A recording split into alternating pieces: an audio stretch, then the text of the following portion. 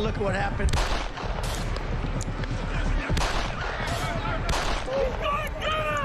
I immediately knew it was very serious, that we were under attack.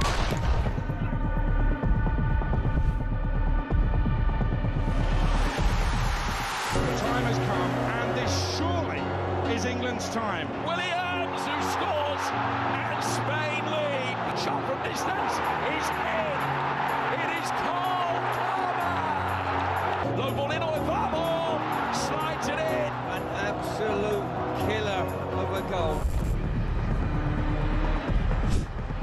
I agree with the protest, but I don't think the violence was anywhere near necessary. No, I mean, I don't think anyone, Nigel, would ever think that the violence was the answer at all.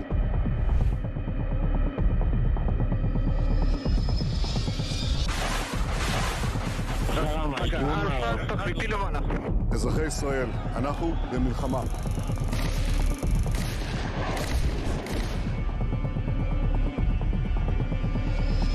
I probably took a bullet to the head because of the things that they say about me. If Donald Trump were president, Putin would be sitting in Kyiv right now. In Springfield, they're eating the dogs. The people that came in, they're eating the cats.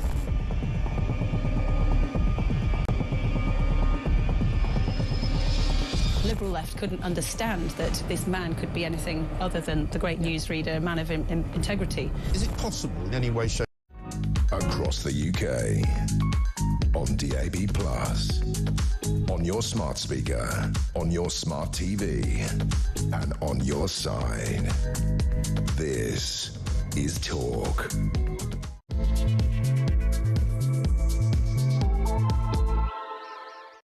Hello, a very good morning to you. It's just after 6 o'clock on Saturday, March the 8th. I'm David Bull. I am back. A very good morning to you, and thank you very much indeed for your company. As you would expect, of course, I'm back. That means there's great news around the world. It is International Women's Day today. That's right. It's a day that honours the social, economic, cultural and political achievements of women everywhere. Yeah. Also, today is International Fanny Pack Day. That's gosh! Did you hear that? Yes, it's a day to celebrate the 1980s accessory. It's an alternative to carrying a purse. Apparently, according to this, it's been worn by men and women all over the world ever since. Has it? Oh, God! Also today, it's Be Nasty Day. I don't like the sound of this at all. No. It's the day that lets you park politeness. You can be more upfront and frank today. Now, it sounds like that you are able to be rude to people. That is not the case. Today is about being more about being less of a people pleaser and actually putting your needs first instead.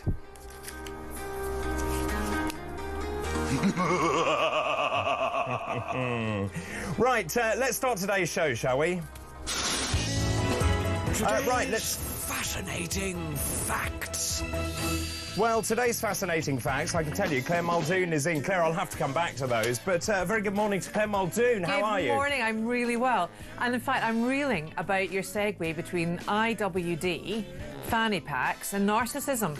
Is there a link, I wonder? Well, it's extraordinary, actually. Are you a fan of a fanny pack? Am I? No. No. So a waist bag, a fanny pack, a belt bag, a moon bag, a belly bag or bum bag is a small fabric pouch, according to this. Why don't they just call them a joey? Joey? Yeah, kangaroos. Well, that's a good one. Instead of a fanny bag. Well, apparently you wear it around your waist. I remember actually back in the 90s... Bum bags, we called them. Yeah, so I think it also, depending whether you're English or whether you're American, depends on the nomenclature that you use to describe said fanny pack or bum bag. But in the 1980s, I remember these being a big thing, and particularly if you went skiing, you would then put everything in your bum bag. Yeah. It's a modern-day sporran. It's so it says here, it's a modern-day sporran. Does it really? Yes. Well, and that's why I chose it. International Women's Day. And there you go. There I go. Traditionally, again. the bag was worn at the front, with the pouch at the front. And, of course, this is, as I was saying, is due down to the fact it's American or British. Yeah. Fanny and bum are respective slang terms in each country. And, of course, there is a translation... Well, there's a translation issue, shall we just say there? Yeah. So there you go. Yes, it is a sporran. Let's just talk about International Women's Day, shall we? Because I think it is... Do we have to? Well, it's interesting you say that, because when I first read this, I thought, well, surely we've reached gender equality anyway. Yeah. Do we really need to recognise it? And do we have an International Men's Day? Well, you do, and it's in November. Do we? Yeah, we do. But International Women's Day, I've never been a big fan of. I don't see the point of celebrating one day. Just the same as Valentine's Day. International Women's Day, it is just not needed, I don't think. Not that we don't need to... Every day we should be championing women in what they've done in regards to literature, the arts, medicine, peace, politics, whatever. Because we're brilliant. We make up 50% of the population. So there's a really interesting story this week. There are more female doctors than male doctors in the UK for the first time, according to figures. This is the General Medical Council said the number of women on the register had overtaken men for the first time. Having looked at the figures, though, 164,440 women are registered with a licence to practice. They make up just over 50%, 164,195 men. And obviously what we're seeing is many more women joining medical school, which I welcome. And when you look back 150 years ago, there were no female doctors. So we have come on leaps and bounds in terms of the number of women that we now have in medicine. What is interesting about that, which specialties do you think they go into? General practice. General practice and... Anaesthetics? Paediatrics and obs and gynae. Children, and obviously because there's an affinity with giving birth. I found that really interesting. Well, I'm glad that's the case, having birthed 4 children. But do you know, the funny thing was, most of the obs and gynae consultants that I saw were men, but I didn't want a male midwife. I wanted female midwives. Why? Because I think it's such a personal space that will be exposed whilst giving birth. I wanted it to be with a woman. How interesting. Yeah. Did you think you'd have more affinity, more emotional connection with a woman? Absolutely I did. Absolutely I did. I really did. Whether or not that midwife had actually had the same experience, it's not about that. It's about the emotional connection. It's really interesting, actually. One of my closest friends, she is an obstetrician, and I think she's a brilliant obstetrician. She taught me, actually, when I was back in medical school, and we become very good friends. And I do think that women obstetricians relate to women in a different way to male obstetricians. Completely. And I think male obstetricians, I may have got this horribly wrong, but I think male obstetricians see it much more in terms of... Clinically, anatomically, I think in terms of the physics of how you give birth.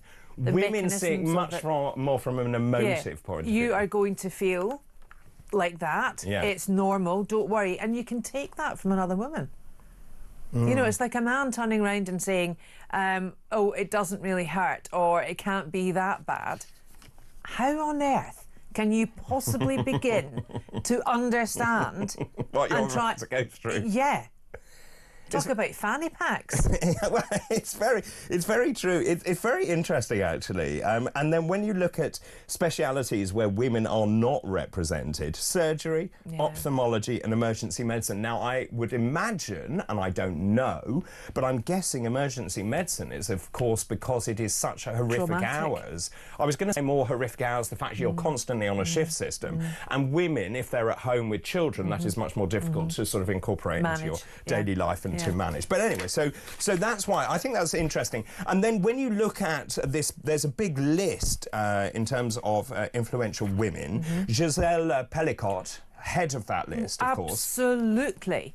Absolutely. What that woman did, she stood by herself in the French courts, and she held her husband and all of those rapists to account. Yeah.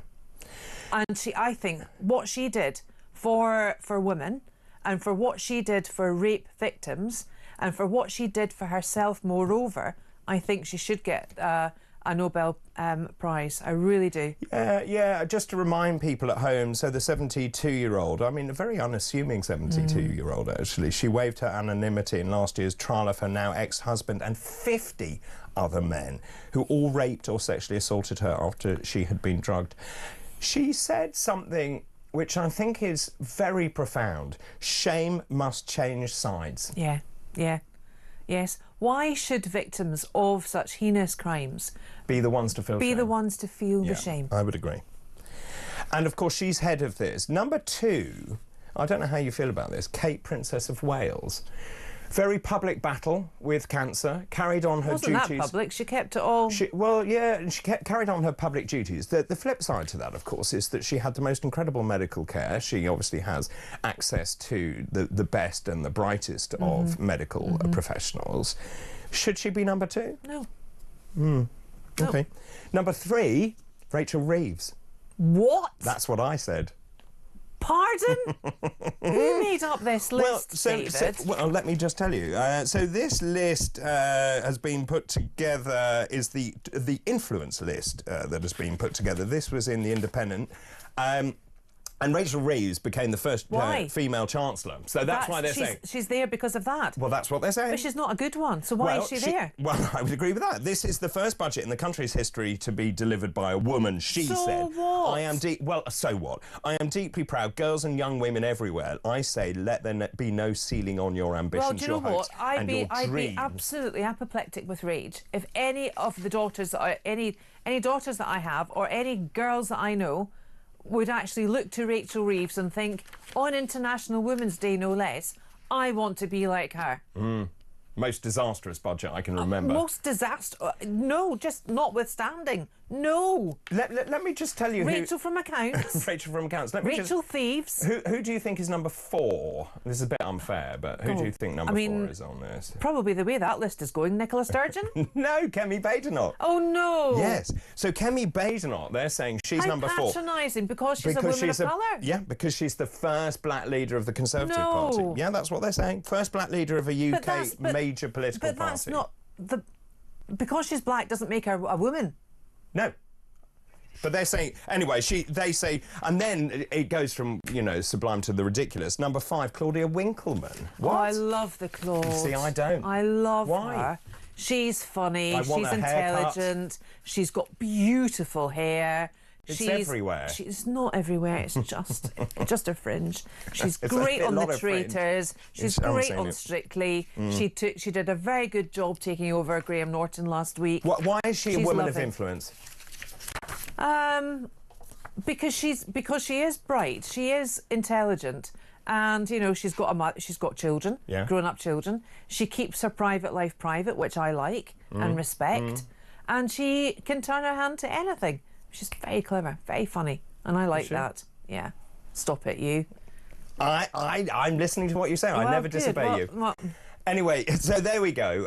As we are celebrating International Women's Day, I'll bring you the fascinating facts a little later on. Let's now look at some very serious stories that are making the press, shall we, this morning? Yeah, let's. Let's just, if you are just waking up this morning, this is across many of the front pages. This is the Daily Telegraph this morning, revealed mastermind at the centre of Russian spy ring in Britain. The Daily Mail says, how many more Putin spies in the UK? The Mirror says, honey-trap spies face jail. The Daily Express says, Russian spies carried out Putin's dirty work. This is an amazing story, and as someone who loves a spy thriller and loves John le Carré, this is out of the pages of one of those books. So just to bring you up to speed, a team of Russian agents have been found guilty following the biggest spying investigation in British history. The spy ring... When you read this, some of the details are really extraordinary. The spy ring, made up of Bulgarian nationals, plotted kidnaps, disinformation campaigns, surveillance against Ukrainian troops, secret weapon trades with China from their base in Great Yarmouth. That's the most sublime part of this. So the group received orders from Moscow via Jan Marsalek, who's a fugitive tech boss and one of the most wanted men in Europe. Katrin Ivanova, 33, Vanya Gabarova, 30, Tihomir Ivanchev, 39, minions who ran surveillance operations on the ground named after those minion characters in the movie. They've been found guilty after a 12-week trial at the Old Bailey. 2 of them pleaded guilty to conspiracy to spy for Russia late last year, and Commander Dominic Murphy, the head of the Metropolitan Police Counter-Terrorism Command, said details of the case as I was just saying, were like something you expect to read in a spy novel. It's one of the largest spying investigations I am aware of and I've ever been involved in 20 plus years in counter-terrorism. This is spying on an almost industrial scale on behalf of Russia. Lots of the activity goes to the heart of freedoms and national security we need to protect here in the UK. So this has just come about now because the court case has finished, has ended with the 12-week at the Old Bailey. But can you imagine the amount of intelligence that MI6 actually has or is working on at the moment? I think that's a bigger threat to our homeland security than the war in Ukraine and the disaster that's happening in Gaza. And you see, I think this underpins everything about Trump and Trump trusting Putin. Make no bones about this. Putin is ensuring that he has these spy rings which are in the heart of British life. When you read the detail here, they were in this group, they were working as a beautician, a healthcare worker, a decorator. They were part of this enormous plot where they used honey traps, where they essentially seduced people into bed to get out secrets, which they then sold on. It's been going on since... Of course it has. The D-dot. Yes. And just in terms of But it's the information that they salvage. I mean, the Brits do it too. I'm sure we've of course we do. You know. But it is the extent... I think this headline... But with China impregnating Houses of Parliament. Barry Greening, was it? Barry Green? And, well, this story here in the Daily Mail, how many more Putin spies are in the UK? This is front page of the Daily Mail this morning. Well, the truth is we don't know. We don't know. We don't know. But I think your point about the security services is really valid. How much information do they really have and how much do they let the public know? And I think if we were, as the public, to understand the full extent of what they actually know, I think we'd be horrified. I think we would. I really think we would. When you read... do we think we're really safe here in the UK with Starmer at the helm? It's a really good question. I think that's a really good question. I think your viewers might have an opinion or two on that. Do we feel safe with Starmer? I don't. I tell you, one of the other things that we should talk about later on is I wonder whether we're now post-Brexit. I found it fascinating that Starmer is now involved with the liaison between the European Union and with the United States, but it is the first time that we, the United Kingdom, is now involved, and they no longer care about Brexit. They no longer care about wonky eggs and trifles and milk. It's not mentioned. It's not mentioned at all. And so... Queues at the passport gates. Yeah, not mentioned. It's not it's not happening. So suddenly... because we're under threat, the alliance of European nations, and this has nothing to do with the European Union, the alliance of European nations, and this is the right thing to do, which is we actually get together as European nations and say this is how we're going to defend Europe. And actually Trump has a point. Why should the United States underpin the security of Europe when the European countries don't pay their dues? I looked up Italy because Gabriella is the setup producer. I looked up 1.5% of GDP Italy spends. Not acceptable. So at least we're going in the right direction. Absolutely. I've said that. And I also said at the time of Brexit, I said, why do we need, to be in fiscally tied, legally tied to an institution that cares nothing for Britain? It was all about subsidiarity for me. And I said, we were always geographically part of Europe, as we are, and look what's happening now. It was the full cost of the NATO progressing east. Right? That's the geographic plan of this. And this is what's happened. It will be fascinating to see where this goes now. And, of course, I was away last week when this all kicked off with Zelensky and Trump in the White House and the way that he got thrown out of there for not signing the mineral deal. That wasn't done. And then Trump cozying up to Putin. I've never known anything quite like this in my life. I don't know about you. No, we're making history at the moment. We really are. I mean, I know every day is a historic day, but this truly is. This period that we're in now, this period of geopolitics, this period of national identity, this period of identity even, I'll go as far as that. It's a very, very disconcerting, discombobulating historic time. And I was reading this morning, Poland is conscripting every young male, into their military. So that's the first country to do it. Yeah. And for the first time, I'm beginning to wonder whether we end up doing the same thing, and many other European nations. Just very quickly before the break, I want to just move on and talk about Trump and Putin. Trump says he found it easier to do a deal with Russia than Ukraine, as he claimed that Putin was doing what anyone else would do by intensifying the bombing of the war-torn country. My concern about this, he says, and he's almost lulled himself into a false sense of security by believing he can trust Putin. I don't think you can trust Putin as far as you can throw him, quite frankly, and we've seen that from the spy ring. But he's essentially saying he understands Putin, he's a strong man. In many ways, both of them are very similar, aren't they? Megalomaniacs, dictators. And so he's allying himself with Putin, undermining Zelensky, wanting that mineral agreement. I wonder whether actually Trump is... either he's deluded or he's playing a brilliantly clever game, and I'm not sure which it is. Oh, I think it's a bit of both, actually. I think he's a businessman, right? All he wants to do is a deal. He's not a politician. He's not a diplomat. No, he's definitely not a diplomat. You know? Let's get real here. He was elected on the premise to make America great again. He went to every single hustings, and what was he wearing? His MAGA hat. What was the message? Make America great again. I wish we had someone standing in our country for our best intentions. We don't. And you don't think that's Starmer? Of course I don't think that's Starmer. Don't push the bear. We'll take a break now. Actually, let me throw that question out to you that Claire actually asked. Is Starmer the right man to be leading the United Kingdom at a time of national crisis when we see a very unstable world? Let me know your thoughts on that, please. 0344 499 1000. Now, also, after the break, I'm going to talk about this other big story that's been rumbling around since last night. This is about the civil war that seems to be unfolding at the heart of Reform UK. And there is another question attached to that, and I want to ask you this because I know many of you are massive supporters of Reform UK. Obviously, I come from this from one particular perspective. But this civil war, if it is erupting in the way the newspapers are now reporting, how do you think this affects the party's chance of electoral success? The number 0344 499 1000. You can text the word talk in your message to 87222. You can also message us on X at talkTV. That's all still to come. This is Weekend Breakfast. Good morning.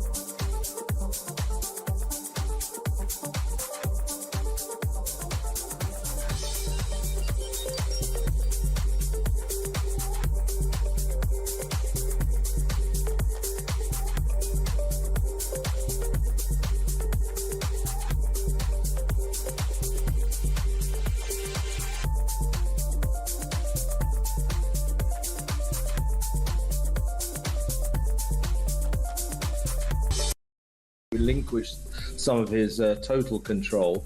But here we are now, and suddenly Rupert Lowe is sort of suggesting that perhaps he could take over as leader, perhaps he could be a future Prime Minister. And I suspect, I mean, I like Rupert, but I suspect he's been somewhat corrupted by that endorsement by Elon Musk on X, on Twitter, when Elon Musk tweeted, Farage doesn't have what it takes, I like Rupert Lowe.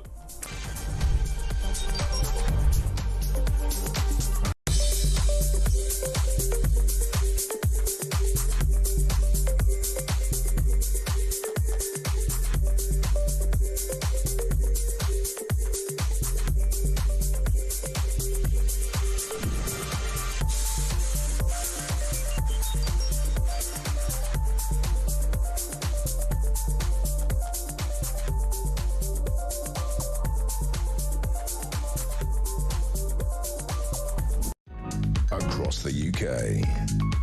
On DAB+, on your smart speaker, on your smart TV, and on your side.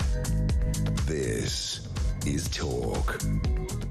Welcome back. This is Talk 6:25, Saturday, March the 8th. The lovely Claire Muldoon is with me on International Women's Day. I can't think of a stronger, feistier, more dynamic woman to be joined with by this morning. Let's move on, shall we, and talk about this huge story that started to break last night. Let me just show you pages 4 and 5. Reform explodes into civil war is the big headline this morning. Look, cards on the table, as you know, all of you know, I'm very close to Reform. I was there. Along with Richard Tyson, Nigel, put that party together out of the ashes of the Brexit Party, and what the party has achieved is, I think, nothing less than extraordinary, judged on any kind of electoral success. So last night, there was a statement from Zia Youssef, who is the chairman of Reform UK. This is what it said. It is with regret that we feel obligated, interesting use of word, to disclose that the party received complaints from 2 female employees about serious bullying in the offices of the Member of Parliament for Great Yarmouth, Rupert Lowe. One worked in his parliamentary office, the other in his constituency office. We understand complaints have been made to parliamentary authorities. Evidence was provided to us of workplace bullying, the targeting of female staff who raised concerns, and evidence of derogatory and discriminatory remarks made about women, including reference to a perceived disability. We feel we have a duty of care to all our staff, whether employed directly or indirectly, so therefore we appointed an independent King's Counsel to conduct an investigation into the veracity of these complaints. To date, Mr Lowe has yet to cooperate with this investigation. In addition to these allegations of a disturbing pattern of behaviour, Mr Lowe has on at least 2 occasions made threats of physical violence against our party chairman. The matter is now with the police. Well, my jaw dropped open last night when I read that, and according to the Telegraph this morning, Reform UK's chairman has reported Rupert Lowe to the police. As I said, Zia Youssef has accused Rupert Lowe of making threats twice of physical violence against him, against Zia Youssef. The bullying against alleged bullying against 2 female members of staff. Rupert Lowe denies the allegations, claiming he is being targeted by Nigel Farage. Also, the story moved on. This is Rupert's statement. He says, the independent lawyer instructed by Reform has advised me to say the following. The party was precipitous to state that these allegations had been made without also saying that the party has commissioned an independent investigation, and the investigation has not yet got underway to look at all the evidence and evaluate its veracity. That tells you everything you need to know. Rupert Lowe says that the allegations are untrue and false, and said it was a lie to say he had ever made derogatory comments about women or disabled people. Last night, the whip was removed from Rupert Lowe, which is quite a stunning thing to do. So that means that Rupert Lowe is no longer a Reform UK MP. He sits now as an independent member of Parliament. What do you make of this? What is Rupert Lowe's background? He's a businessman. He's an incredibly successful businessman. He's chairman of Southampton Football Club as well, and farmer. Oh, right, OK. So he's got a lot of ticks then for Reform as a party. He's very, very popular. Very, very popular. But Great Yarmouth, is that not where all those Russian spies were? Yeah, no? It was, absolutely. So so look, I campaign with Rupert. Rupert has always been a bit of a maverick. He is a self-made businessman, so you would expect he does things in the way that he wants to do it. I think it is also fair to say, and I'm being slightly careful what I say, he and Nigel are both very strong characters. I think there has always been some tension between them. I think in any family or political party, there will always be tension. But this has erupted and certainly has overflowed. So when did he come to the fore for Reform? How long has he been a member of Reform? So he was in the Brexit Party with me, and he was So he's long-standing then? Yeah. He was a member of the European Parliament with me. So that's very strange then, one would think, that a chap to have had history, a long time history with a political party, why these allegations are coming out now. And I know I don't want this to smack of irony, given that what we said about Ellicott, in the sense that shame should not change sides. Should change sides here. I just wonder why it's coming out now. So, when you saw what was going on, Rupert... So there's a lot we don't know. Well, was this investigation underway? And that is why Rupert then went on the offensive. Yeah. And if you remember, what Rupert said was communication in the party needs to improve. Look, and I would agree with this, that actually the party was built from the grassroots up. And in fact, in many ways... It's still a very new party, It's very new. They're still putting in branch structures. And they're just in Millbank. They've got like a floor in Millbank where they're trying to get everything together now. But they've got very young staffers. Very young staff. Lacking in experience. And I would agree with this. Rupert says communication needs to improve. True. Yeah. Delegation needs to improve. The structure needs to improve. I think those are all reasonable comments. But why say these publicly, though? Well, that's a very good point. These are all reasonable requests of a party looking to form the next government. Now, what Rupert is saying is because he went on the offensive, and I think it was in the Mail that he made all of these comments, he is now saying suddenly the allegations have surfaced and these allegations are being investigated. Right. The party is saying that is not the case. The allegations were already there, and Rupert went on the offensive post those allegations. Now, I don't know the truth. Yeah. I wonder if I wonder if anyone can actually witness the truth or know what the truth is. Because everything's a truth these days for someone, isn't it? It is. I mean, also, the fact is that according to this, and just going back to this, and I want to get these facts clear. So, in terms of this, don't forget that this was, one worked in the parliamentary office in London, the other was in the constituency office, according to this. OK. So then he says, right, the day after I make these allegations, I find a knife in my back over false allegations. And when you look at this and what is happening to reform, however you like to do it, and whether you know, the chronology of this, which is important, but it's not a good look for reform. No, it's not. And this is particularly when reform is doing so well in the polls, when Labour is not trusted. We've seen multiple times in multiple weeks reform riding high in those polls. And in Scotland. And in Scotland. And that's a brilliant point. Yeah. So as we come into, and in fact, Richard Tice believes that reform will do very well in Scotland. There's another big article about that as well. Well, he was very publicly going around Glasgow yesterday, and there was photographs and an interview given outside a fish and chip shop with the owner saying that reform is the way to go in Glasgow. Personally, I don't think it is. I don't think reform is the way to go. Why? Because I think it's just too... I think that I don't think they are an electable party at the moment. I think they are the the backdrop for the populist vote, and populism has become a pejorative term, which it shouldn't be, because everyone should be feeding to the mainstream, and that's the way that our democracy works. Whoever votes more, whoever gets the most votes, gets in. So you're saying reform isn't mainstream? I don't think reform is mainstream at all. Why? I really don't think it is mainstream, and I'll tell you why.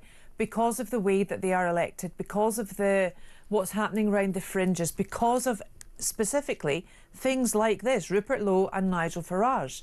Nigel Farage both elected, though, both elected politicians. Yes, I know, but because they are because no one else is... people, when they vote, they're very disenfranchised at the moment. Agreed. People do not feel they're being listened to.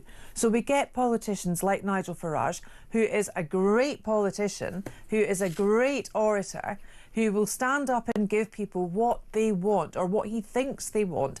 He's flip-flopping as well, actually, I have to say. He's flip-flopped on Ukraine. He's flip-flopped on other issues as well. And I think it's about time they actually... And Trump. You know? So... I thought that was very noticeable, that his change of tack over Trump. It is. Where he was siding with Trump and JD Vance, and then he suddenly changed and said, no, he's wrong. Which is fine. We can all change our minds and change our views. But that's quite a striking change from Farage. Quite a striking change, considering he was cozying up to him at Trump Towers. Let me just tell you about Scotland. Richard Tice says that Reform is plotting to unseat Labour in Scotland. Yeah. He says it's a given the party would finish ahead of the Conservatives at next year's Scottish Parliament elections. He announced the defection of 2 Tory councillors at the same time. He also says that because, and this is quite fascinating actually, because they've lowered the voting age to 16, that may well come back to bite them in the bottom of the traditional political parties, because we've seen that on this programme. Young people people are very energised by Reform UK. Well, young people, as well as you know, because of the Gen Z reports, are more... they want something that is completely authoritarian, and they'll get that with Reform. They'll certainly get something different. They believe that what Reform offers is putting the United Kingdom first. That's what they believe. Let's just go back to what Rupert Lowe said. He said, does Farage have the potential to be Prime Minister? He said it's too early to know whether Nigel will deliver the goods. He can only deliver it if he surrounds himself with the right people. This is in quotes. Nigel is a fiercely independent individual and is extremely good at what we've done so far. He has got messianic qualities. Which I thought was quite a strong statement. Will those messianic qualities distill into sage leadership? We have to change from being a protest party led by the Messiah into a properly structured party with a front bench. Yeah. Now, also... a mainstream party. Well, it needs to become mainstream. But why isn't it mainstream? Nigel made a good point the other day, which is you can't have front bench spokesmen when you've only got 5 MPs. I mean... Certainly, I wrote the health report for Reform UK. I am not an MP, therefore I cannot be a front bench spokesperson. It's as simple as that, isn't it? Yeah. But what's he going to do about it? And why is this coming out now? Why are the column inches? It's a huge party. It had, it had quite a flurry. Remember the TikTok down to finding how many members they actually had, and the membership Kemi Badenoch completely got that wrong. Yeah, exactly. And so they are incredibly popular. Yes. But they're not mainstream. And I don't think these... I don't understand why you don't think they're mainstream. Well... I'm going to look up the counter. I think we were on about 200,000 at the last time I looked. Why are they not mainstream? I'm going to push you on that. Well, on a technical point, there is no... I don't think there's any front bench material there. I don't think that's a different point. Well, no, it's not. This is all part to... Mainstream for me is... well, hang on a minute. You've got Richard Tice. You've got Richard Tice. He is a businessman in his own right. You've got Nigel Farage. Do you think Richard is going to turn up from Dubai? Turn up... he doesn't live in Dubai. Well, his partner does, so he'll be in Dubai quite a bit. Partners can do what they want, Claire. Yes, they can. Yes, they can. But I don't think he is actually showing a good sense of Britishness by not being able to be on that front bench when he needed. I mean, he has spoken a great deal in the House. Also, James McMurdoch is a very young MP. Yeah. I think he surprised himself by getting elected, yeah, I think to so. be honest. And then you've got Rupert and Lee Anderson, of course, Lee Anderson Ashfield. I don't think Lee Anderson's an asset. OK. I'll tell him you send your love. Yeah. Let me know your thoughts, please. How does this civil war, if that is what it is, that is going on in Reform UK, how does that affect the party's chance of electoral success? It's a really interesting question, actually. 0344 499 1000. Text the word talk in your message to 87222. You can message us on X as well at talkTV. We'll return after a few short minutes. Keep all of those messages coming in, please. Loads of you getting in touch already about this. Good morning, Dr. David. So pleased you've recovered. Oh, let me tell you, Carol, that was not nice what I had. Carol in Shoreham by Sea. I'm so pleased you've recovered. You're back to inform and entertain us. No. Starmer is definitely not the person to lead our country now in these very difficult times, or ever. The man is a hopeless disgrace and his government even worse. I don't quite understand what has caused this terrible situation with Rupert Lowe, and I sincerely hope it can be sorted without too much damage to Reform UK, which is the only party for the future of our country. Have a great day. Thank you. Well, thank you very much to you as well. Carol. Sean in Norfolk says, good morning, David. As a Reform member and as a Rupert Lowe constituent and voter, I've met him a few times. My thoughts are he is extremely approachable. He wants the best for Great Yarmouth and the UK. That's Sean in Norfolk. Thank you for that. Good morning, David. I think it's a witch hunt on Rupert Lowe, as we know what happens to truth speakers, so Reform will lose my vote. Thank you, Nikki. They will lose a lot of votes. We wait to see. I mean, it's fascinating, yeah. I mean, I think infighting of any political party is not a good look. Yeah, well, look what happened to the Conservatives. They're exactly. they're still at it. You need to have a united front. You need to show cohesion. Of course. And Because but your point is really valid, which is why are you having these conversations in public? They should be held privately. But also, surely, and this goes back to your point about... Don't call me Shirley. Well, this goes back to your point about professionalisation. You've essentially got a rag bag, and I'm going to be rude here, a rag bag situation of individuals thrown together in a ferret sack who are suddenly a political party, elected political party. What they haven't quite worked out yet is if you are going to work as a team, you can't do that. But no, you're right. Right, and this is my point. So people are so fed up. They were so fed up with the Conservatives, right? Some of them voted Labour just for a change because they knew with our voting system they have to vote for the other big party so we don't get a hung parliament. And I think there's a lot of buyer's remorse out there from having voted for Starmer and voted Labour. I didn't do either, I have to say. And instead of going back to Conservative blue, the Reform Party is picking up the blues all over the country. Not just blue, though. And red. And red, yeah. So all these red wall seats and the old blue seats are now turning Reform blue. Claire, thank you very much. After the break, we'll take your calls. I'll take more of your thoughts, your messages. Keep all of those coming in, please. I'm asking the civil war that seems to be erupting in the heart of Reform UK. What does that do to the Reform UK vote? Your thoughts, please. 0344 499 1000. This is Weekend Breakfast. Good morning.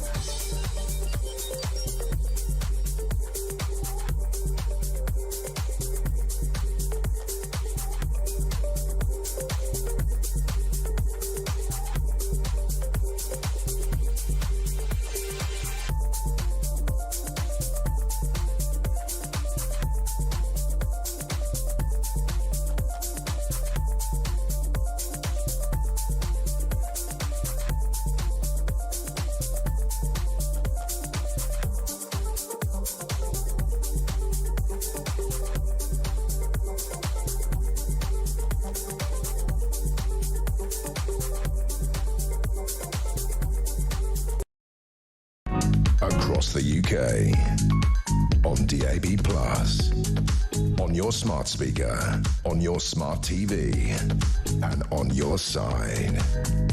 This is Talk. Welcome back. Time 6:43 already, Saturday, March the 8th. We're talking about the civil war, which seems to be ongoing in the heart of Reform UK. What does that do to your vote? I know many of you are staunch Reform UK supporters. Richard Patient, good morning to you in Spain, a very old friend of mine. Why don't you think Rupert Lowe should actually join the Tory party, David? I knew you'd say that. Also, in my opinion, Zia should be sacked. He's clearly the person responsible for all of this. Many of you getting in touch about all of this. Good morning, Dr. Bull. This is Hayley Hammond. I had really high hopes for Reform, but Reform are losing the best. Rupert, Ben, etc. If Jenrick takes the reins at the Tories, I'm jumping ship back to the Tories. Darren, reform fighting, not a surprise. Do we expect anything different from any parties? They're all the same, just different colours. John Pickard, good morning to you. Good morning, David. Nice to see you again and a great show. Thank you. Thank you very much. Starmer isn't the right person to lead the country on anything, never mind over a potential war. That's Alan in Merseyside. Good morning, David and Claire, says Steph. Starmer doesn't care about the country. He's a traitor and could not lead us out of a wet paper bag. As for Reform UK, I am angry. I'm very disappointed. I was hoping they would be the answer that this country needs. This is a blow to millions who've put their faith in the party. Isn't this teething problems? Well, it could very well be, but I think it's a bit of a witch hunt, actually. Do you? With regards to Rupert Lowe. I think he has become incredibly popular with the Reform Party membership, their base. I wanted to say fan base there, but you know it was quite the wrong lexical choice. Waded in, didn't he? And it suggested that Rupert will make a better leader than Nigel. Let's park the Tesla, okay? Just park the Tesla on that. Mine's parked outside. I don't think we should be getting any interference from Mr. Musk in this. I think Nigel Farage. I mean, I just wonder if he'll be the party leader for much longer. Interesting. I really What do you think? Do you agree with Claire? Is Nigel going to stay the leader of Reform UK? Will he be there for a long time, or is his time over as leader of Reform UK? Let me know your thoughts. Lots of voice notes coming in. Let's take one from Anna on Keir Starmer. Good morning, Anna. There's a man in 10 Downing Street trying to wreck our country. I won't say run it. He doesn't know whether a woman has a penis or not. I don't know what else people need to know about him. He openly subjugates the white working class, the indigenous population of this country. It's open. It's actually just been inscribed into law. Are we safe? No. The biggest threat to the British people is its own leader and the party that blindly follows him without speaking up. He's happy to freeze pensioners. I mean, guys, no, we're not safe. Russia's the least of our worries at the minute. At least Russia's open about hating us. Our own leader, well, no, I'm saying he is open about hating us. Look at Peter Lynch. Sorry to ramble, David, but you've triggered me this morning. It's fascinating, actually. Russia is not the biggest threat. Starmer is the biggest threat to this country. The one thing that I noticed, and obviously from my sickbed I was watching all of this, where Starmer was congratulated across the House, which I found amazing. You had James Cleverly saying we all agree with the way the Prime Minister is holding himself. I was thinking about this, actually. Britain as a country, you'll find that any political party, cross-political party, is cross-support for Ukraine. I don't know why. The America, you've got the Democrats supporting Ukraine, the Republicans not so much. So there is opposition there. We don't have any opposition here. We don't, no, you're right. We really don't. And that's quite frightening. But Anna's really hit the nail on the head when she was talking about two-tier care here. I mean, how many things can we rack off about the two-tier care? And, of course, David Lammy's report and instruction to the House. Treat criminals differently. Yeah, exactly. It's just appalling. And, of course, we've got Rachel Reeves. She's got her fiscal statement budget that looks like it's coming up. And the fact is I think she's way out of her depth. I don't think she knows what she's doing. She wouldn't get a job in Greggs because she can't add up. Right? She's appalling. And this is still bugging me. Number 3 on the international most influential women? Come on. But also just in terms of that, taking away the winter fuel allowance, I think was absolutely appalling. But also, I saw another article about the VAT on private schools. There aren't enough places in the state system, so kids are being taken by taxi for thousands of pounds. We told them that. We did tell them that, but they don't want to listen. No, it's all ideology. Let's take a caller now. Ken from Kent. Where have you been, Ken? Good morning. Well, I've been in Asia for about 6 weeks. Thank you very much. You lucky thing. How was it? Lovely. We went everywhere. Thailand, Cambodia, Vietnam, Singapore, Japan. Which was your highlight?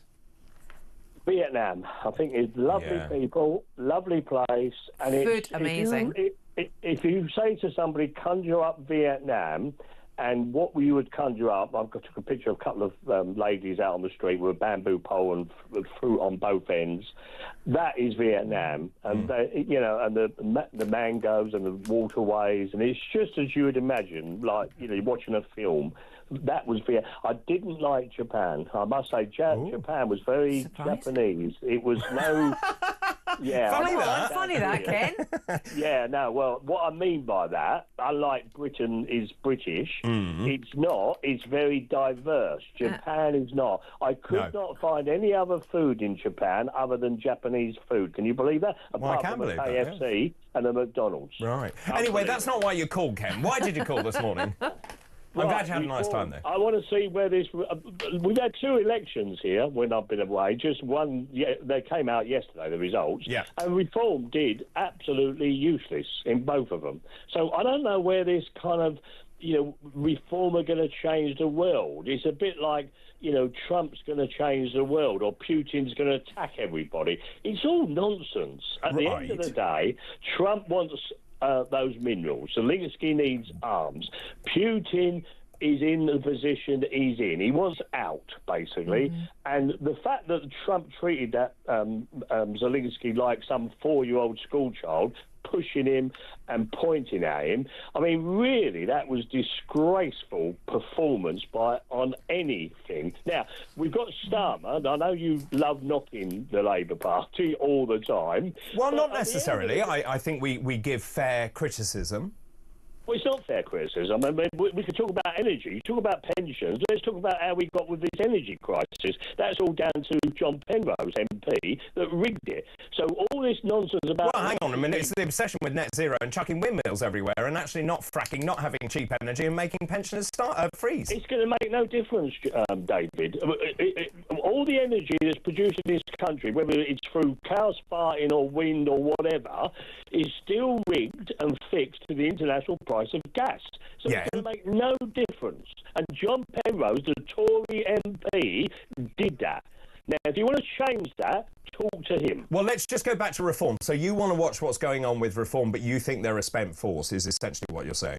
Well, I said on talkTV last year, this was a Cromwell moment for Reform. Everybody went on about Reform, blah, blah. So how did they do in the general election? Not that great. Well, they did very well, actually, because they got 5 MPs. So let's move on, because that was a reactive vote. So look at local elections now with Reform. Have they won any? I can't come back to you with the latest data on the elections, but they look, in terms of amassing that structure, look, I don't think you can judge a political party on one particular set of election results. What you have to look at is the ascendancy or the trajectory of that party, and I would argue the party has done pretty well over the last few months and years. This trajectory based upon nonsense that media put out So there. you think Reform is a spent force? That's what you're saying? I'm not saying that. I'm saying you hype it up too much and you kind of slag, if that's the right word in this time of the morning, Not really. Labour about everything they do. I just don't get this balance. All right, Ken, really good to talk to you. I'm glad you had a lovely time as well. We'll go to a break. After the break, we'll take more of your voice notes and calls. This is Weekend Breakfast.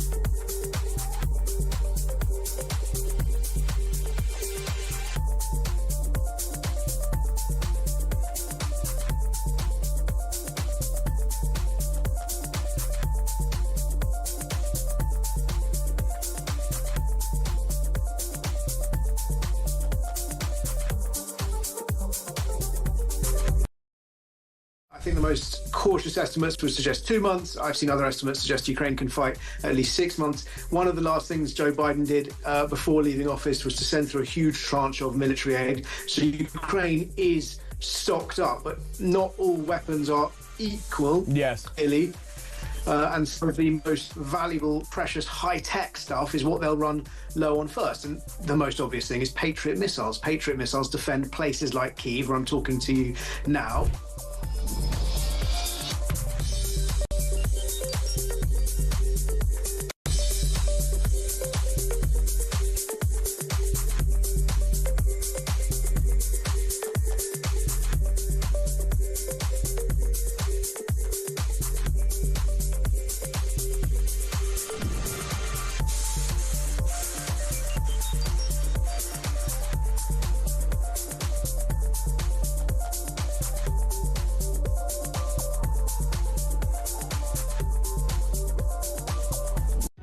Across the UK, on DAB+, on your smart speaker, on your smart TV, and on your side. This is Talk.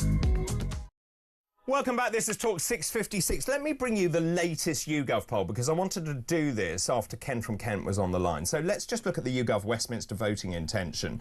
The Labour Party is on 26, Reform UK on 25, Conservative on 21, Lib Dem on 14. So Ken was saying that this was a flash in the pan, essentially, is what he was trying to paraphrase. But I would say polling second at 25 is pretty significant. Let's take a voice note from Matt from Hove on Reform. Good morning, Matt. David. Matt in Hove here. Rupert, as an MP, I think represented millions of common sense voters in the centre-right that are desperately needed for reform to win. And those voters, no fault of Nigel's, probably wouldn't align themselves to him as the leader, but would support the party because of Rupert. I'm one of them, and I can tell you now, this has ended or will end Reform's chance of winning, which is very depressing because they were the UK's only hope. Mm-hmm. Claire? Yep, I agree. They offered a change. They offered hope for change. Do you think it's over? I think in its current form, clearly it is. Sorry. I do think... I think we have to really look at this really carefully, right? Because it's a big moment in British politics, because they have gone from zero to hero in some cases. And they got an awful lot of votes. They got more votes than the SNP collectively did in Scotland, and yet they are underrepresented. 4 million votes, 5 MPs. Yeah, exactly. OK? So that shows you the popularity. But again, it goes to what I said earlier about being the populist vote, the popular vote, because people are unheard and people were very disenfranchised with both parties and therefore went for reform. Now, Labour being so badly polling at the moment, with Starmer at the helm of the country at the moment, doing so badly, I think should be giving reform a big boost. But this is not helping, and I have to question the timing of this. And it is so sad. This whole Rupert Lowe... I have to question the timing. What does that mean? Well, why is this all coming to the front now? Yes. Why is it happening now? now? Is it? I don't know. And this goes back to the truth, and it's everyone's truth. I think my sadness is that, having been there since the beginning, to see a party starting to fragment and having infighting is very sad for me on so many levels, having worked so hard, or so many people being As involved. did Ben Habib. I mean, I think people are looking at this. And Ben tweeted about him and me yesterday, actually. Did he? What did he say? He was very complimentary. Oh. Which was why wouldn't nice. he be? That's very kind of you. Good morning, David. Lovely to see you back on the airways. I agree with Claire. This is a witch hunt. If it was true bullying, it should have been dealt with internally, to be honest. Of course Rupert it Lowe should have. is the best MP Reform currently has. As a Reform supporter and potential voter, I will go back to the Tories if this carries on. Keep all of those messages coming in. We'll go through all of the front pages. We'll talk about all the big stories after this break. This is Weekend Breakfast. Good morning.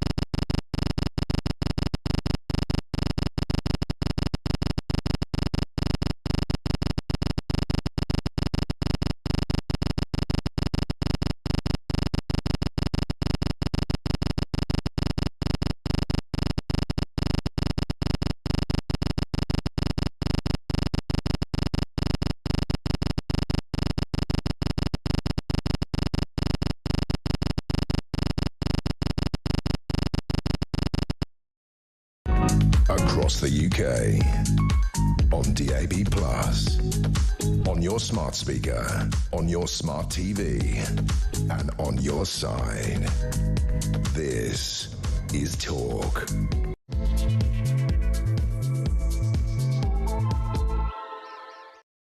A very good morning to you just after 7 o'clock on Saturday, March the 8th. I'm David Bold. Yes, I am back from my sickbed. Thank you very much for all your messages and your support over the last week and a half. Right, great news, as you would expect, because I am here. Yes, it's International Women's Day today, a day that honours the social, economic, cultural, and political achievements of women everywhere. Also today, it's International Fanny Pack Day. Yeah. Oh my gosh! A day to celebrate the 1980s accessory, an alternative to carrying a purse. Apparently, it's been worn by men and women all over the world ever since. Really? Did you hear that? Oh, God! Also today, it's Be Nasty Day. Well, that sounds horrible. A day that lets you... Yeah, very Phil Dave to me. A day that lets you park politeness. You can be more upfront and frank today. It sounds like you can be nasty to people, but actually, no. It's about being less of a people pleaser and putting your needs first instead. Right, let's start today's show, shall we? Today's fascinating facts. Well, only an hour late. Some fascinating facts for you. On this day, in 1765, Britain's House of Lords passed the Stamp Act to tax the American colonies. Quite right, too. On this day in 1859, the birth in Edinburgh of author Kenneth Grahame, of course most famous for The Reluctant Dragon and Wind in the Willows, an enchanting story involving the characters of Toad, Badger, Mole and Ratty. And on this day in 1930, Mahatma Gandhi began the campaign of civil disobedience against British rule in India. All of that happened on this very day in history. Those are this morning's fascinating facts. Well, a very good morning to you. Wow, the news agenda is moving very quickly indeed. If I just show you the front pages of lots of newspapers, it's all about this spy ring. The Daily Telegraph revealed mastermind at the centre of Russian spy ring in Britain. The Daily Mail asked Vladimir Putin a question. How many more Putin spies are there in the United Kingdom? The Mirror, honey trap. They like this bit, the Mirror. Honey trap. It's all about a honey trap and how they entrapped all of these people. Honey trap spies faced jail. The Daily Express this morning. Russian spies carried out Putin's dirty work in the UK. This is an extraordinary story. I was saying to Claire Muldoon, who joins me this morning. Good morning, Claire. Good morning, David. I was saying to you that as a child, growing up and loving spy novels, reading all of the copy, it is like reading a John le Carré book. Isn't it? This is one of the things that newspapers do well, in the fact that they're reporting something that is actually apolitical, because spies have been going on ad infinitum from the year dot, right? The Greeks, the Romans, everyone spied on everyone, et tu Brutus, of course. Right. But to read... it's also an interesting fact of where people get their news sources from now and where they trust their source. And when this really opens up to me and is evidenced by reports like this from the 12-week trial at the Old Bailey for spying, because it is nothing to do with politics, really. It's neither where you sit. If you're Reform, Conservative or Labour, Lib Dem, SM, it doesn't really matter. It's feeding into this narrative of, you know, of spies, like you said, and this almost mad kind of like Hollywood concept. It's the idea these spies have been here for so long and they embed themselves into British values and culture, and they... Undercover, they have jobs, all sorts of just very normal jobs. Indeed, beautician, healthcare worker, decorator, they were part of these plots where they plotted to kidnap and kill targets. And this is about national security, and that brings me to a much broader point about a very dangerous world we're living in. And Keir Starmer being the leader of this country and whether he is the right man to do that. We also touched on this earlier about, is this the moment where we, for the very first time, have moved past Brexit? And I found this absolutely fascinating. The United Kingdom sitting, well, actually being the orchestrator of the talks, pan-European talks on the safety and security of Europe with Zelensky, with Macron, with the rest of the European leaders. Brexit no longer matters. Funny that. Isn't Funny it? that. It really is. The irony is not lost. It's not. So just to bring you up to speed, a team of Russian agents have been found guilty following the biggest spying investigation in Britain. These are Bulgarian nationals. They plotted kidnaps, disinformation campaigns, surveillance against Ukrainian troops, secret weapon trades with China from their base in Great Yarmouth. Rupert Lowe's constituency. It gets stranger and stranger. The group received orders from Moscow via Jan Marsalek, a fugitive tech box and one of the most wanted men in Europe. Katerina Ivanova, 33, Vanya Gabarova, 30, Tihomir Ivanchev, that's probably said wrong, 39, minions who ran surveillance operations on the ground, found guilty after a 12-week trial at the Old Bailey, which Claire was talking about there. Commander Dominic Murphy, the head of the Metropolitan Counter-Terrorism Command, said details of the case were like something you expect to read in a spy novel. I would agree. This is one of the largest spying investigations I'm aware of and I've ever been involved in 20-plus years in counter-terrorism. What this proves, Claire, is that Russia is not ceasing. The level of Russian engagement in this country and covert and intelligence gathering that is taking place in this country and around Europe is really off the scale. And I think Trump is an idiot if he believes and trusts Putin. I don't think he does believe and trust Putin. No, I would agree with that. He's saying it for the optic of Putin seeing and hearing it. Or luring Putin in. Yeah, you know, and Putin's not daft. But back in the day of before the Cold War and before when we were talking about spies, the spy love, all the Bond stuff and the John le Carré spy novels, etc., etc., if you were an agent or a spy for a country, it was more to do with ideology than anything. I think what we're finding now is that the Russians are using more Eastern Bloc natives than actual Russians, and it's they're financial. Outsourcing, aren't they? And it's financial more than ideologically. Use of spying and the information that's being used. They're being paid. Well, the honey trap is all very interesting as well. When you actually read this copy, this is online. The police found a treasure trove in Great Yarmouth. I know I keep going on about it, but in Great Yarmouth, of spying gadgets and equipment, including cameras hidden in tyres, a camera hidden in a fake rock, glasses containing recording equipment. They found minion cuddly toys. One of the minions had a spy camera in it. They referred to those working for Rusev as minions, like the yellow sidekicks of dastardly villain Gru in Despicable Me. And obviously they had all of this equipment. They had surveillance to identify Ukrainian soldiers at a military site where they were being trained. They found 221 mobile phones, 495 SIM cards, 11 drones and devices allowing data to be extracted from phones and eavesdropping on Wi-Fi activity. Actually, that made me think this morning when I read that, never ever go on public Wi-Fi. Well, you can't, you shouldn't. No, I know you shouldn't, but everyone does. Wi-Fi. You're in the airport. Well, no, certainly not. You're right. You mustn't. Or use a VPN. Yeah. It is a web of intrigue, all of this, isn't it? And of course, this chap, Jan Marsalek, who holds 8 passports, is believed to be hiding in Russia after assuming the identity. I mean, come on, why are we surprised? We all watch the agency. We all watch, you know, things on TV. They explain everything to us. The textbook's right there. It's been written. This is not anything new, apart from the fact they've gone from ideals and ideologies to money.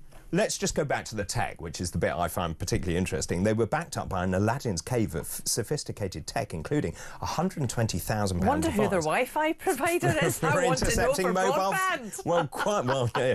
If it's at my house, it won't work. And that's the point, actually, in Great Yarmouth. How do you actually get a phone signal? I mean, come on. Have you been to Suffolk or Norfolk? But anyway, that's another story. Let's move on to the Times now. Putin is doing what anyone else would do, says Trump. So we've got Zelensky this week. And Claire Muldoon. This has been moving very fast indeed as well, of course, and the cooperation of the willing, the European leaders meeting, working out what they're going to do. And Trump actually is right by saying, look, we're not underwriting the security of Europe if you don't pay up. And he is right. Yes. What did you quote? Giorgia Meloni in Italy spending, what, 1.5% of GDP on defence. Yeah.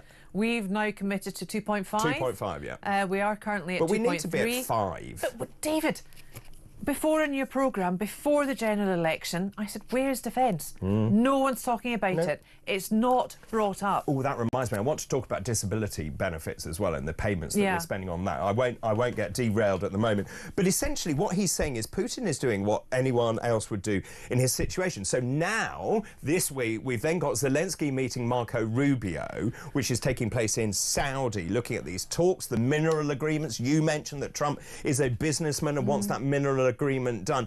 I wonder whether Trump, and I keep sort of playing with this, is Trump brilliant? Is he a maverick or is he entirely insane? And I can't quite make out which it is. So just bear with me here. What he is trying to do is befriend Russia, prize Russia from China. This is kind of where I'm thinking. At the same time, by having a mineral agreement in Ukraine, it puts American bodies in Ukraine.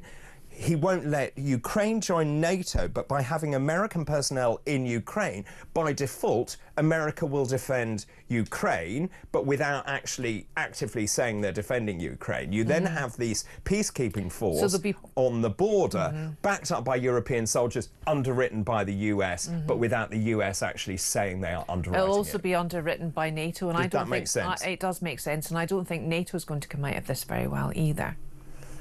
And just putting it out there. I think if the collapse of NATO would be a disaster. Well, well, okay. I don't think it's doing very much at the moment. I really don't. The difficulty, I think, in all of this, and things that people aren't talking about, is the potential of China to invade Taiwan. And that's a real present danger as well. Absolutely. Absolutely. Also, I mentioned this morning. Poland has announced that every adult male in the country would now be put through military training. Well, I'm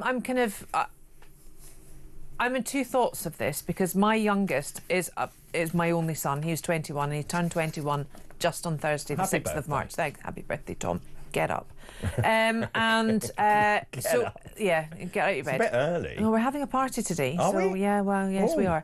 Anyway. Where's my invite? Anyway, listen, you've got a show to do tomorrow. You couldn't possibly, deal with my entertaining skills and level not your Scottish entertaining, no. Anyway, what were we saying there about? We were talking about Tom and his birthday. Oh, yes, going into military service. And I'm actually quite a supporter if we were to bring back national service, to be honest with you. And I think if we had that, then you would have soldiers available to go and fight if they wanted to. And I think the rules of engagement now have changed so much. It's not like the cannon fodder that the military and the infantry were used before in the previous world wars. I think war is more detailed now, it's more scientific, it's more specific, it's more targeted. It's actually more dangerous. Frightening stuff. That's the front page of the Times. I just want to talk about this Reform story again. So last night there was a statement from Reform UK saying, it's with regret we feel obligated to disclose the party received complaints from 2 female employees about serious bullying in the offices of the Member of Parliament for Great Yarmouth, Rupert Lowe. One worked, wait for this, in the parliamentary office, this is in London, the other in the constituency office. We have evidence of workplace bullying, the targeting of female staff, evidence of derogatory and discriminatory remarks made about women, including reference to a perceived disability. I'll come back to that in a minute. They say they're to have a duty of care to all staff, whether employed directly or indirectly. They've appointed an independent KC to conduct an investigation into the veracity of the complaints. Mr Lowe has yet to cooperate. They also talk about allegations of disturbing pattern of behaviour. Mr Lowe has on at least 2 occasions made threats of physical violence against our party chairman. And this is in the Mail today, saying there's a Reform UK civil war. And according to this, also in the Telegraph, Zia Youssef has accused Rupert Lowe, the MP for Great Yarmouth, of twice making threats of physical violence against himself. Kate Hoey this morning, I read this morning, and Kate Hoey says, if I had to choose who to believe between Rupert and Zia, it would certainly be Rupert. Now, it's worth saying that Kate Hoey is a very good friend of Ben Habib. I got to know Kate through Ben, and when we were talking about Northern Ireland, and then, of course, I know Rupert very well. Rupert then has said, the independent lawyer instructed by Reform has advised me to say the following. The party was precipitous to state that these allegations had been made without also saying that the party had commissioned an independent investigation, and the investigation had not yet got underway to look at the evidence and to evaluate its veracity. That tells you everything you need to know. Look, it's difficult for me, this. What I would say, from my point of view, having been there and been responsible for taking the ashes of the Brexit Party and forming it into Reform UK with Richard, particularly with Richard, in my house, to put it together as Reform. Nigel then came on board much later on because he decided that he wanted to come back in. And then Ben, when I was deputy leader, I asked Ben to join as a co-deputy leader. Ben then fell out with Nigel. I'm making this factually correct. There are always teething problems with any party. The one observation I would make is that a political party is only as good as its troops on the ground. And there are some brilliant people around this country who sacrifice everything, all their weekends, to go campaigning and leafleting and all that stuff. And I can think of some brilliant young people as well who have been involved in all of that.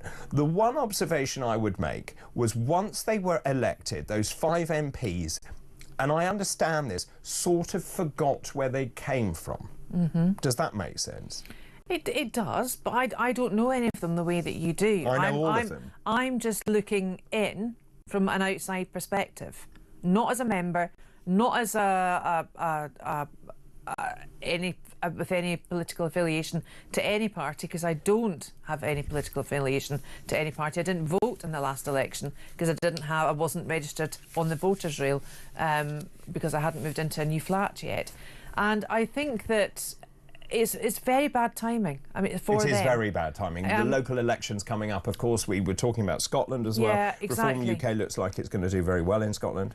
Well, it might not now. It needs to get, together, and it needs to get a proper cohesion of the MPs together. It has to be, in order to have any legitimacy, it has to be resilient from these accusations, and has to come back with stronger and actually make and think as if it can be a party to win the next election, which at the moment it just can't. So last night, just before I went to bed, and I go to bed very early, I spoke to Dean, our producer, and I said, look, this is, this is a family, families fall out all the time. No, it's not. Now, but it's not, because this morning when I woke up, when I realised they'd actually taken the whip away from Rupert, which means he now sits as an independent MP, so you've removed 1 out of 5 MPs. A, that's a terrible look, but B, what has it taken to get to that? And there is no doubt, look, I also know, and I can say this, and I don't think it's any great secret, that Rupert and Nigel have always had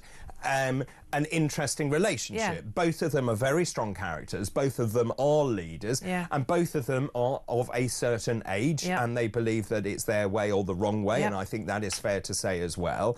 And this is not a good look.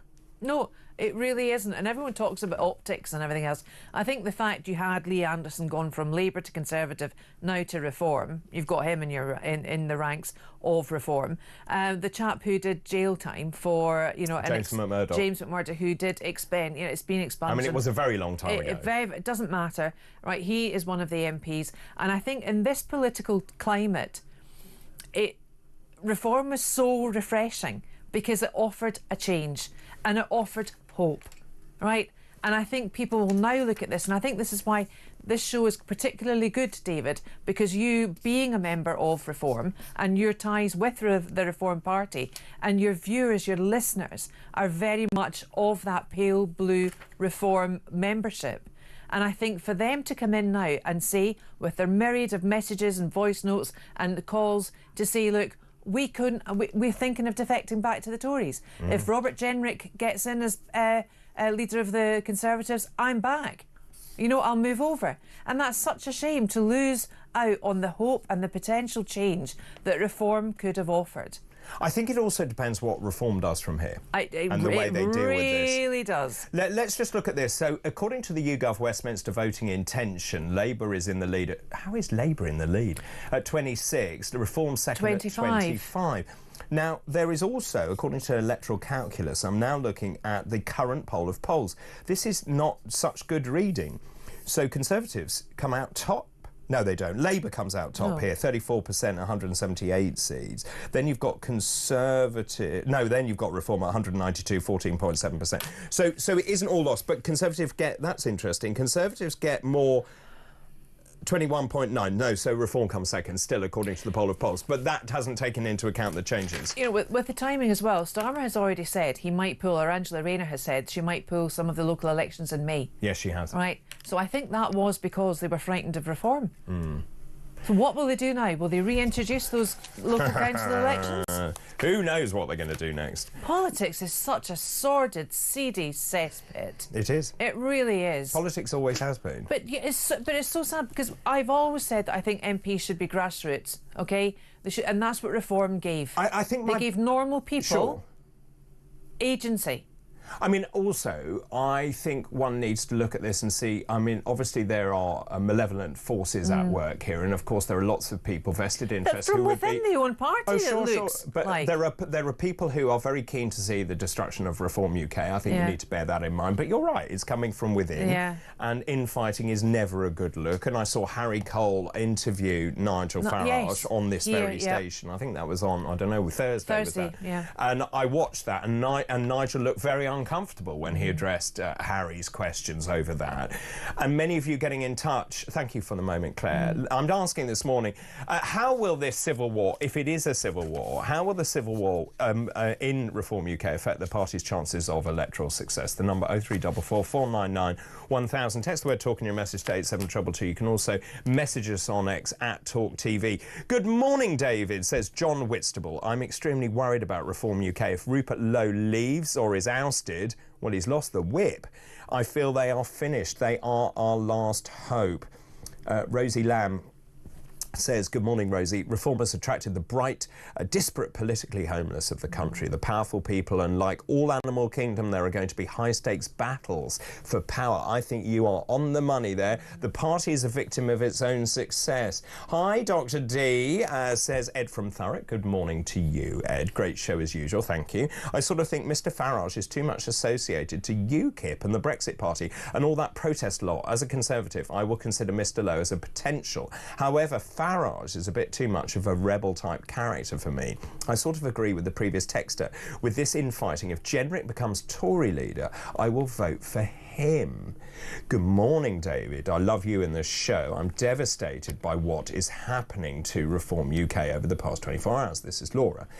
I was hopeful that there was a party that was going to go somewhere and was going to make a real change to this country. It's so disappointing to see that Reform appears to be no better than the other two parties.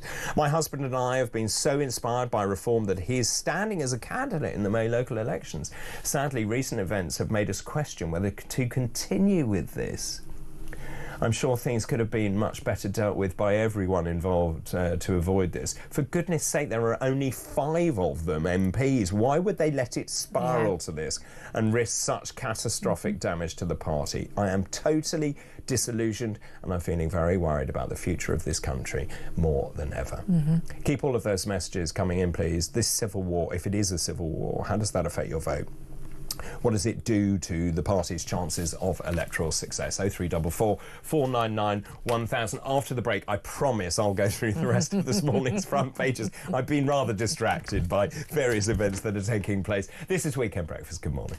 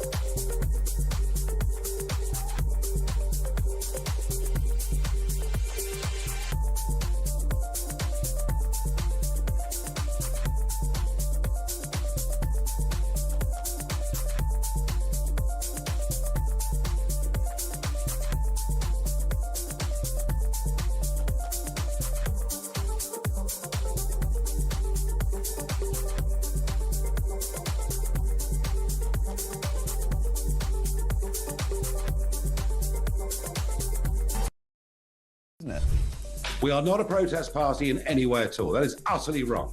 Utterly, completely wrong. We are an entirely positive party. Come to any reform event and the positivity, the energy, and perhaps you should come to one or two. I've been. I came to your one in Birmingham. There were fireworks. Well, look, do you know what? If I've got a following out there, that's a good thing. If I hadn't, we wouldn't have won any seats in Parliament at all on the 4th of July.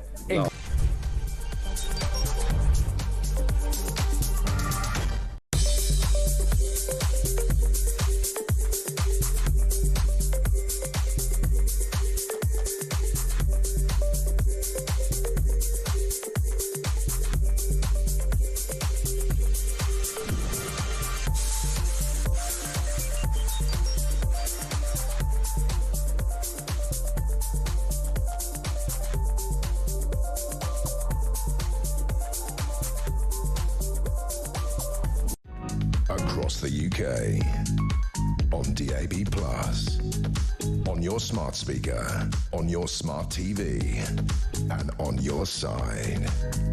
This is Talk. Welcome back. 7:29, Saturday, March the 8th. I'm joined by the lovely Claire Muldoon. I have to do that. Not done that one No, for a Claire while, actually. Muldoon. I have to do it that way. Good morning, David and Claire. Reform issue. They need to get rid of Zia. That's the chairman of Reform UK. Give Rupert back the whip. But most importantly, they need to drop their egos, especially Nigel. It is very ugly, and the people are done with that now. We want the best for Britain. Thanks for that. Good morning. Who was that, by the way? No name on that. Good morning, David. As a Conservative voter for 60 years, I will never vote for them again. I will never vote for them again. Hopefully Reform will sort their egos out, and I'm looking forward to voting for them. Hayley Hammond, good morning to you. I was going to campaign for Reform as my MP is Miliband. Now give me Jenrick. That's another Jenrick lover. Well, they should have probably put Jenrick in place instead of Badenoch, shouldn't they? This is Stephanie. Good morning to you, Stephanie. David. I always said Reform were the only adults in politics. I'm now mortified at this spat at the top. Maybe Trumpism has got into Nigel's head. Love, Claire, but I'm still relying on Reform. John in Wallington. David, the current spat-in reform is not that big of a deal. Nigel Farage will right the ship and it will be a thing of the past. You agree? I applaud his optimism. Is that it? That's what you're going to say? Yeah. Good morning, David.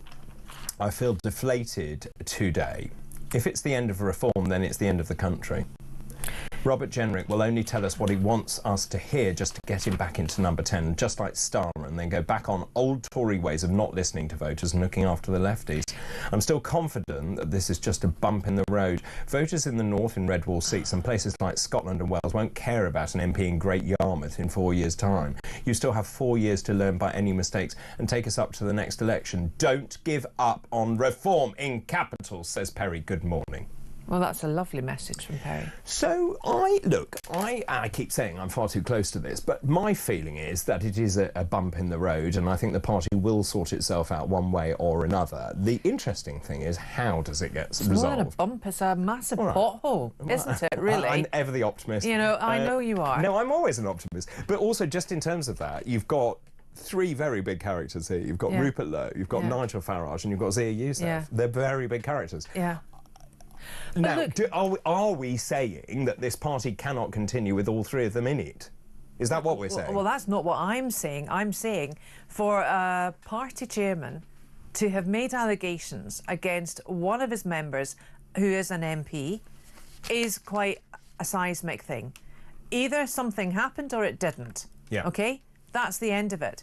And when the truth comes out from the KC, the independent KC, that Reform UK have put in place to do the investigation, it's going to be really interesting what the findings will be, because it's a binary option. It either happened or it didn't. So if it didn't happen and the chairman has alleged this, then he, I'm afraid, there is no way that he can continue. Right, let's move on to the rest of the front pages. I promise it's only an hour and a half late. The rest of the front pages. Where are we going to first? Well, let's go to the Guardian, because right. I kind of think we've done all of these. We've done the Daily Telegraph, the Daily Mail. These are all about the spies. Okay. The Mirror, the spies. The Express was the spies. And then the Times we did, because that was about Trump and Putin. Let's go to the Guardian now. Oh, here we go. The UK must forge No. The UK must forge closer ties with Europe.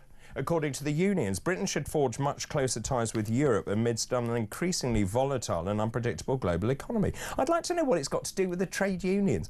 Anyway, the TUC is going to call for much-needed closer relationship with the EU in a joint statement.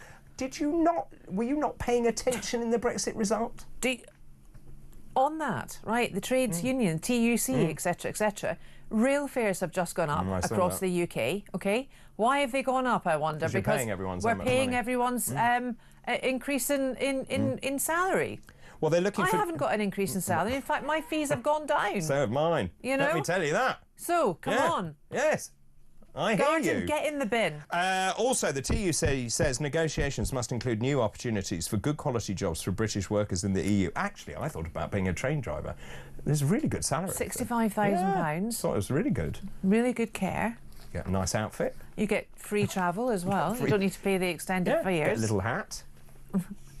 I think it's the whistle you want. The whistle? What a fanny pack you'd have then, eh? I'd have a big fanny pack, which I keep my whistle in, exactly. Weekend. UK animal rights may be watered down as the price of Labour's Brexit reset with Europe. This flies in the face of everything we've been saying, which is actually, post-Brexit, we're now in a really interesting position where Brexit doesn't matter anymore and that we were right to come out, and now we are forging ties as a European nation, which we are, and we are part of Europe, and we are then lining up with European nations to look at the security of... But I don't want to go back into that. Scrap net zero, get rid of Miliband, and let's live a life. I agree. FT, this is a good one. So the Thames Tunnel, right? Uh-huh. More than 1.2 billion has been spent so far on the Lower Thames crossing. How much construction do you think has happened for 1.2 billion? I would say 100 yards? None. 1.2 billion quid have been spent. It's a 10 billion road tunnel project. It's the latest sign of the cost of the UK's sclerotic planning system. The outlay has risen from £800 million a year ago. They've spent it on planning, consultations, environmental assessments, traffic modelling, legal fees, land purchases and a new community woodland. Well, that's useful. Apparently, this is going to be it's only 14 miles. Anyway, it links Kent and Essex, which would be amazing if that did actually happen. It would make a huge difference, to actually. the A1, etc. Well, and also up the A12 and all that nonsense. And of Which course is a very dangerous road, It's a very dangerous road. It's a dual carriageway, and it's got container lorries going up there to get to the port of Felixstowe. The whole thing is awful. Front page of The Sun, Pearce health scare at 30,000 feet. This is Stuart Pearce, the England football legend, of course, who is a voice of talk sport. He suffered a medical emergency on a plane at 30,000 feet. We'll talk more about that in a minute. Crew hooked up the Three Lions hero and TalkSport pundit 62 to a monitor. His partner and passengers looked on. Will Hobbs will be here in a moment. We'll talk more about that in a moment. And the Daily Star, my favourite newspaper, hotter than Ibiza. Yeah. Here comes the grills, according to the Ibiza. It's going to be a sizzler. Really? Britons are going to be basking in 20 degrees C this weekend. It's going to be hotter than Ibiza. Lovely. It'll be the Dogs Balearics for the sun lovers. Oh, I see what they did there. It's good, isn't it? Oh, that is good. They're really good. I wonder how long it takes them to write this stuff. Oh, I love their beaver stories. Unleash the Beaver is on the front page. The Star, when they've got it. Let's see what the thought of the day is. The thought of the day, David. Oh, yes. What's the thought of the day? Budgie smugglers at the ready. What did you say in makeup? I said I was getting my budgie smugglers out. Do you do copy for the Star? Yeah, I do. I know Dean's actually off to Benidorm next week. Is he? Next weekend, yeah. He's got his budgie smugglers ready to go. He told me that this morning. Oh, gosh, that thought. One scene. Poor Chloe. Anyway, here's a story for you. I'm just What? Page 4 of the Daily Star. Haggis pup set. A proud Scotsman has been left outraged after he ordered haggis online. It was impounded and it was called dog food by customs officials. Yes, this is Ian Stretch, 92, who lives in Cork in Ireland, struggled to find the delicacy for sale locally to go with his turnips and potatoes, or as we call them, neeps and tatties. His 3 tins were seized in Dublin under the Animal Health and Welfare Act 2013. Oh, my goodness me. Ian said calling it dog food was an awful slur on our national dish. I wrote on Twitter, or X, didn't I? I said you were in and bring neeps and tatties. Neeps and tatties. Well, to be honest with you, he's not a great portrait for eating haggis, neeps and tatties, is he? He's 92. I know, but he's a bit mottled around the edges.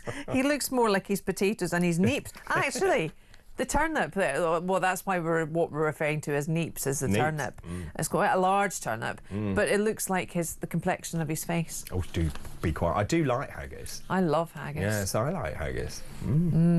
Maybe in the break we could do the Gay Gordon. Strip the willow. Let's strip the willow. And on that note, let's go to a break. This is Weekend Breakfast.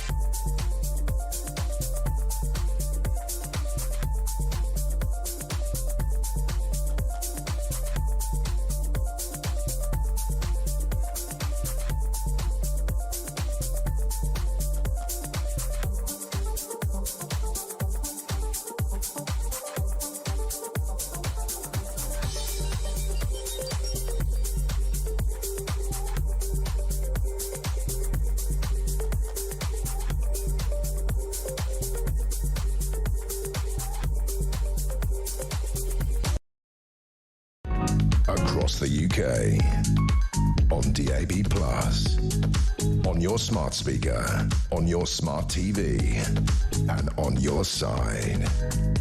This is Talk. Welcome back, 7:41, Saturday, March the 8th. I'm David Bull. This is Weekend Breakfast, joined by the lovely Claire Muldoon. Is there a coffee shortage? Oh, that's subtle. Lots of messages coming in, tons of messages coming in. I was just looking for one here, but I can't find the one that I was told to read out. But anyway, good morning, David. I'm Tory party member. I voted Reform at the election. I was a huge admirer of Rupert Lowe, who seems to be everything a member of Parliament should be. Intelligent, inclusive, honourable, and had me considering joining the party. However, as I always thought that Farage came across as a little slippery and self-obsessed, without Rupert, after losing Ben Habib and Howard Cox, I'm far less likely to vote for them again, especially if the Tories get their house in order. That's Justin. I think they have really missed a trick here. I think they will miss the legitimacy and the agency that Rupert Lowe brings to the party. Kenny in Edinburgh. Hi, David. I think Claire Muldoon should go into a room with Nigel Farage and Rupert Lowe and bang their heads together. They wouldn't dare argue with her. She's really scary. Oh. You are scary. No, I'm not. You are. I'm not. You're poor kids. Poor Dean says, Michael, forget the budgies, pack an umbrella. The weather in Spain this and next week is worse than the UK. What? I may be heading to Spain next week. Also, hello David, says Nick in Horsham. I'm not surprised that Reform would blow up, but wow, the speed of this collapse is a shock. I don't think it's a collapse. Unfortunately, Farage has no track record of team leadership or general management ability. I think that is a very fair point. He understands the issues and he's a good orator, but delivery will always be chaotic. I suppose I'm glad it's happened now. The anticipated defections to Reform will be abandoned and the bubble is burst. What a shame. I'm not sure you're right, Nick. I think you make some very good points there. I'm not sure the entirety of that message is right. Good morning, David. This spat with Reform is a storm in a teacup, says Claire. Let's talk about this, though. 1 in 10 children are growing up in homes without a working adult. Just think about that. 1 in 10. 1.37 million children were living in workless households in the last 3 months of 2024. That's a jump of 215,000 compared with a year earlier. We've got 1.17 million are living in households where all adults are economically inactive, where they're not employed or looking for a job. Obviously, we've got this rapidly rising welfare bill from 65 billion going up to, 100 billion by 2030.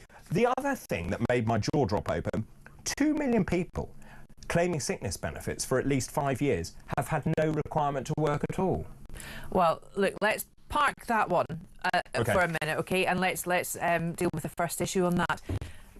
No working adult. No working adult for 1 in 10 children in households, I think, is utterly, utterly diabolical. It is. And I'll tell you why. Because the progress from that is that the statistics will double. It'll become 2 in 10, which is a fifth. Which means those children now in households without working adults, they then will not work, and therefore it will it's just awful. And of course it means... And that's nothing to do with the sickness benefit. No, we haven't got to that. So, but just in terms of that, there is no role model. They don't know what it's like to work, so therefore it's not instilled. The work ethic isn't instilled in those children. So it's not the children's fault. But we've seen this. I've been to these houses where you've got generations upon generations of people who've never worked, have no intention of working. And they are living in poverty. They really absolutely are, because of all the definitions of poverty from the Roundtree Foundation, etc., etc. The way out of poverty is cyclical. It goes round and it cannot get out. It perpetuates. The only way you can get out of poverty is through work and education, and the only way you can get work is through education. So why are we addressing the fact of lazy, idle parents, right? Bringing up children with no role model, no accountability, and no ability to say, look, I've saved for this. This is what you can do when you save. You want something, you work for it, you save for it, you buy it. I'm in despair of these children. 3 million households, no adult is employed or looking for a job. 14% of all households with a working age adult were completely workless. 14%. I mean, this is a disaster waiting to happen. And then we talked about sickness bills. 1 in every £4 paid in income tax will go towards sickness benefits by the end of the decade. Our benefit bill is thought to go from 65 billion up to 100 billion. This is a huge problem. It is actually, just in terms of the optics of this, fascinating, because a Labour government is going to have to clamp down hard on people who aren't working and claiming sickness benefits. And it is the right thing to do. I think we absolutely have to do that. And if you also, the other thing, and I was reading about this, that if you clamp down on the number of people who are claiming benefits, and some of them fraudulently or shouldn't be taking those benefits, then that would pay for the uplift in defence spending. Oh, look, I'm sorry, I have to disagree with you. Okay. I don't think we should be equating the two. Well, it goes in one pot, no, doesn't it? Well, the money does, yes, but the realisation that people are too sick to work is in itself an issue, and it's a grave issue, and it's an issue for those that are sick. Because I think it's difficult to get benefits in this country now. I really do. I think it is. I think it's easy to be signed. Once you're signed off, I think it's easy to remain signed off. Well, I don't know. I'm a freelancer. I've never even taken a day off sick. No, and of course... And I've got a heart condition that I'm going to have. Yeah. I've got aortic stenosis, so I need to go and get my aortic valve replaced again in the next few months. And I'm thinking now, Which is a problem as a freelancer. Well, exactly. So I have to, work now in order to take the time off, because I don't have any benefits. Well, I'll visit you with my stethoscope. You do that. Yeah, I will. And your whistle. And your fanny bag. Anyway, so back to this. It's a really serious point. And Labour, being the party with the clues in the name, is supposed to be there for people, but it's not. And it's supposed to be there for the working person. And with children in homes, with 1 in 10 children living in homes, with worklessness, with no adult working, is awful. That, to me, is more worrying than people who are signed off sick. It's a huge... it's a huge receiving problem. benefits in order for them to live, and the benefit is nothing. I know of people who are claiming benefits who really shouldn't be claiming those benefits. I think there is also about having... Well, you'll always have that. Of course you will, but I think one of the other problems, and we've spoken about this before, which is about who signs people off as sick, and that, for me, isn't the role of the GP, but whose role is it? And, of course, that then takes up a huge amount of time. Why is it not the role of the GP? Well, the GPs would argue they're too busy and they should be doing other things, and actually, it's a call, isn't it? It's basically it's a judgment call deciding whether someone can work or not. But it's also the way that employment law's been set up now too, that you actually have to go and be signed off. And the trigger word is, and of course, you remember all this health. Going from sick notes to fit notes. Yeah, yeah. Let me just ask you about your thoughts on this. A headmaster has banned mirrors from his school's lavatories because pupils were spending too much time looking into them. Mirrors have been removed from all bathrooms at William Farr Church of England Comprehensive School in Welton in Lincolnshire because of groups of pupils gathering there and arriving late for lessons. The headmaster, Grant Edgar, says pupils were made uncomfortable by the size of groups congregating in the toilets. Any pupil who needs a mirror for a medical purpose can still ask for one at reception. And actually, I quite like it because I've seen particularly young girls who spend far too much time looking at themselves in the mirror and not actually concentrating on what they should be doing at school. Yeah, but they shouldn't be taking mirrors out of bathrooms because what's going to happen is girls are then going to carry small mirrors around with them, which is actually more dangerous, but they've all got their phones anyway. They have got their phones. Right, and they're going to they're not congregating in the bathrooms, I'll tell you, to look at themselves in the mirror. They'll be doing other things. What are they doing? And the reason, especially for girls, that they don't want to pass these groups, they'll feel threatened. It's a form of bullying. But did kids spend that much time looking in mirrors in the past? I think we always have. Did we? I think. I don't remember doing that. You can tell. You can tell. You are vile. I'm taking away the idea of actually looking after you with my stethoscope. The parents' response to this is very mixed. Some think it's a really good idea. It's not a good idea. It's a ridiculous idea, and I don't think they've got budgets in schools to employ workmen to come in to take mirrors off, then redecorate it for them only to go back up again, because that will be what's happened. This is just ridiculous. Maybe the headmaster had a screwdriver and took them off himself. I doubt that very much. Health and safety wouldn't have allowed it. Right, we'll take a break at that moment and Claire will recover. After the break, Will Hobbs will be here from talkSPORT to take us through all this morning's latest sporting headlines. This is Weekend Breakfast. A very good morning to you.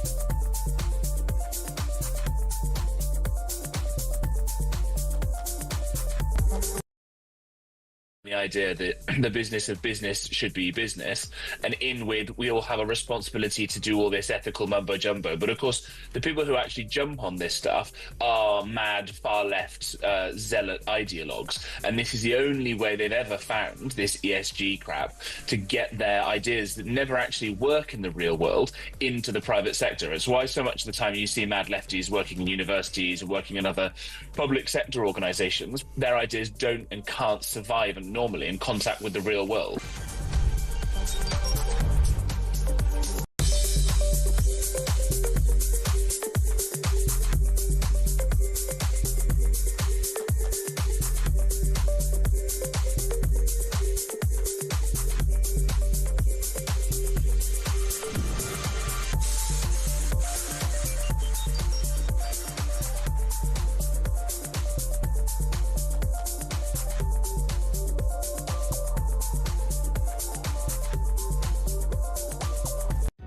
Across the UK, on DAB+, on your smart speaker, on your smart TV, and on your side. This is Talk. Back. This is Talk 7:53 on Saturday, March the 8th. Saturday, Claire, I always think about sport because I had to do sport at school. And on that note, Will Hobbs joins me this morning from Talk Sport. Good morning. Good morning. Am I a reminder of your PE lessons? Yes, you are. You are. Frighteningly competitive. I imagine you're very good. Are you very sporty? Yeah, sport's been my love before. What was your best sport at school, Dave? I was actually a boxer. No way. I know. Did you have some bouts? I know. No one will believe me. So I was a boxer, and I did very well. I know. We're all dumbstruck. It's like I've dropped a grenade in here. I look round, there's a sea of faces. No, so I had to box at school. It was compulsory. Wow. And so I know it was a million years ago, and but I was quite good at boxing, and but I wasn't. So yeah, I was also a lot heavier then, and so rugby. I played rugby, but I wasn't very good. I was a prop. I think I was in the wrong position. You must have been huge. All right. Dense man at the front of the scrum. I had a diet issue. No, I wasn't that big. But anyway, no, boxing was great. My dad was really impressed. He used to come and watch me box. What was your finisher punch then? Was it a hook and uppercut? Yeah, pretty much. Yeah, all of the above. Sorry? Southpaw. Southpaw? Yeah. Were you left or right? So guard with my left and hit with my okay, not so. Anyway, look, we're not here to talk about this. We're here to... What was your sport? I was rugby, yeah. Oh, rugby and cricket. Which position? I played full-back, so I was quite... I know where that is. From the big lumps of the props. I'm being told we have to... Apparently we're not allowed to talk about this. We have to move on and talk about the sport. Yeah, sorry, carry on. Should we talk about the front page of The Sun? This is about Pearce, health scare at 30,000 feet. So tell us everything. Stuart Pearce, who works here at Talk Sport... Yes. Was on a flight... And what happened? Yes, he was on a flight. He was watching his beloved rugby league team, Warrington Wolves, play Wigan in Las Vegas. He was on a flight back from Vegas to Heathrow, and he had what's been described as a health scare. Pain in his chest, so severe that the flight, which was 30,000 feet in the air at the time, had to take a big detour and land in Canada. And we know it was chest pain, do we? That's what's being reported. What we know is it was severe enough for the flight for action to be taken. We haven't heard from Stuart Pearce's family. We're awaiting a statement, but reports suggest that he has been treated and is recovering in hospital in Canada. So the signs are good in terms of recovery, but yeah, big scare. Stuart Pearce, England legend, nicknamed Psycho, wonderful England defender, Manchester City defender, Nottingham Forest defender, scored a very famous penalty in Euro 96 quarter-final against Spain. So a household name. He missed in 1990 in Italia 90, and then followed up 6 years later in the Euros. Most impressive. Part of the legend of Stuart Pearce, that resilience. Okay, well, we wish him and his family well, obviously. And then very quickly, sorry, time is tight because we were talking about boxing. Six Nations. Yeah, indeed. Is Scotland playing? Scotland are playing. Is it your highlight? Well, it's a secondary highlight. Scotland, Wales. Is it your highlight, young man? The biggest, Claire, I have to be honest, the highlight is France-Ireland. If Ireland win, they're on course for a Grand Slam and a third straight title. If France win, it blows the door wide open. England, France and Ireland could be in contention. Scotland have already lost 2 games, so they're out of contention, but it's still a big game against one's Wales. interested in Scotland. They're pretty rejuvenated with a new coach. And then England play Italy tomorrow. 100 caps for Jamie George. That takes place at Twickenham. So a pivotal weekend in the Six Nations, potentially title defining at 2:15. Yeah. France versus Ireland in Dublin. It's going to be great. Claire's going to be watching. It really is. I'm sure David is as well. Oh, absolutely. In between David spars. doesn't know what we're talking about. In between, yeah, exactly. And then very quickly, Premier League games taking place today. Very quick, so it's the Stuart Pearce derby, in fact. It's Nottingham Forest welcoming Man City, 3rd versus 4th, a big game for the Champions League race. And then it's top versus bottom, Liverpool versus Southampton. And then 8 p.m. game, live on talkSPORT, Wolves versus Everton. David Moyes, the Everton manager, saying usually at 8 p.m. on a Saturday, I'm already 1 bottle deep in red wine. I wonder what he was going to say. He'll be up the touchline tonight, so that'll be big. And then Arsenal, Manchester United tomorrow is probably the pick of the bunch. At Highbury. Fantastic. That'll be at Old Trafford. There you go. Will, thank you very much. No problem. Always Indeed, I'm glad I shocked you this morning. Yes. Always good to see you. Thank you very much. Keep all of your messages coming in. Please, I'm asking about this so-called civil war taking place in Reform, within the ranks of Reform. How will it affect the party's chances of electoral success? The number 0344 499 1000. You can text the word talk and your message to 87222. You can also message us on X as well at talkTV. Hi, David, says Brian. I'm not worried about the Reform splat because there is still 4 years to go for the next election, and the damage that Labour will do in that time, this will all be forgotten. Great show. David and Claire, we've got to wait over 4 years to get Labour out. This gives Reform plenty of time to sort their issues out. My fear is that it may be too late, though. Imagine damage that Labour can do to our country. It may be beyond repair. That's Julia in Mansfield. Can I just say, what a pleasure it has been to have you this morning. Oh, that's very kind of you. Even though you're Scottish. Thank you. No. You're going to get a punch in a minute. I look forward to it. I have not been a boxer yet. No. Anyway, have you enjoyed it? I've loved it. Fantastic. Thank you so much. Oh, no, thank you. It's always such a pleasure to see you, Claire. Good fun. Have a good rest of the day. Enjoy the party as I well. will. Can't wait. Yes, and happy birthday to the sun. Right, still tons more to come. We're going to talk more about the big headlines and things that are taking place in the world this morning. Don't go anywhere. This is Weekend Breakfast. Good morning.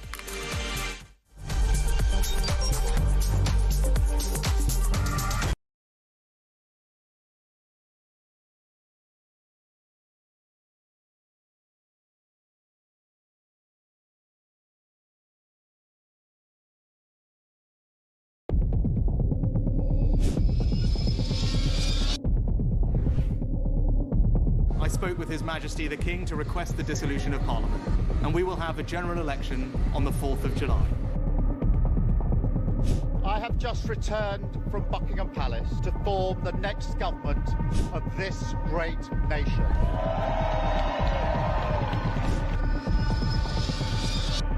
Take a look at what happened.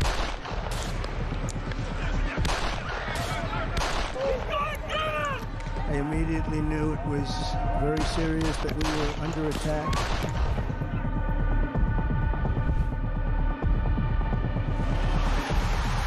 The time has come, and this surely is England's time. Williams, who scores, and Spain lead. Shot from distance is in. It is Cole Palmer. Low ball in, or far ball, slides it in. An absolute killer of a goal. I agree with the protest, but I don't think the violence was anywhere near necessary. No, I mean, I don't think anyone, Nigel, would ever think that the violence was the answer at all.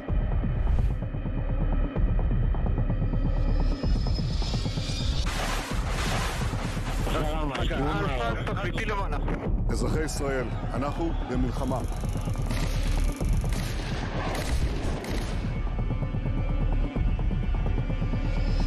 I probably took a bullet to the head because of the things that they say about me. If Donald Trump were president, Putin would be sitting in Kyiv right now. In Springfield, they're eating the dogs, the people that came in, they're eating the cats.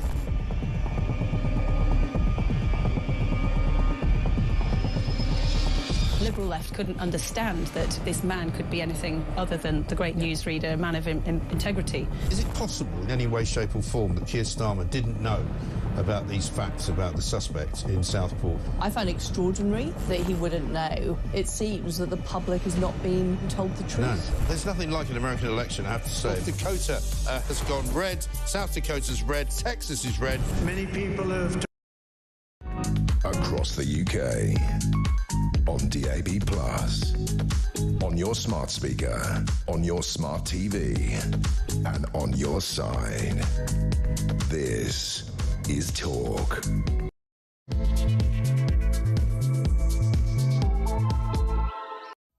Hello, a very good morning to you just after 8 o'clock on Saturday, March the 8th. I'm David Bull. Yes, I'm much better, thank you. I am back. Thank you very much indeed for your company. As you would expect, it's Saturday. That means it's Good News Day. Great news. It's International Women's Day today. It's a day that honours, yes, the social, economic, cultural and political achievements of women everywhere.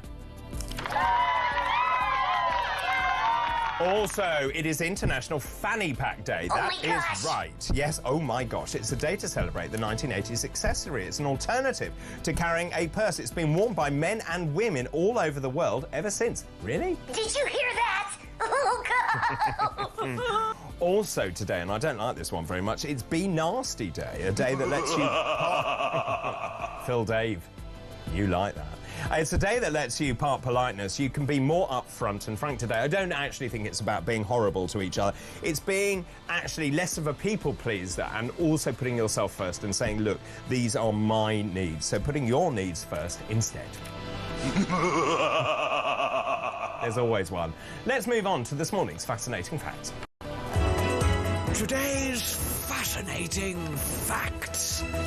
So, some new ones for you this hour. On this day in 1908, the House of Commons turned down the Women's Suffrage Bill, thus denying the right for women to vote. On this day in 1954, the birth of Scottish swimmer David Wilkie, MBE, Olympic and Commonwealth Games champion in the 1970s. I remember watching David Wilkie swim when I was a child, actually.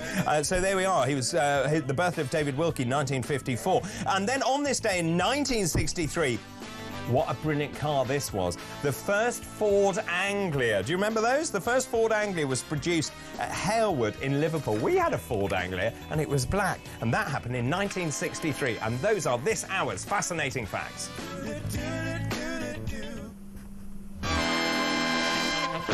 Well, a very good morning to you. If you are a fan of spies and espionage and John le Carré novels, then the headlines are right up your street this morning. This is amazing, actually. Front page of the Daily Telegraph revealed mastermind at the centre of a Russian spy ring in Britain. The Daily Mail. How many more Putin spies are there in the UK? The Mirror.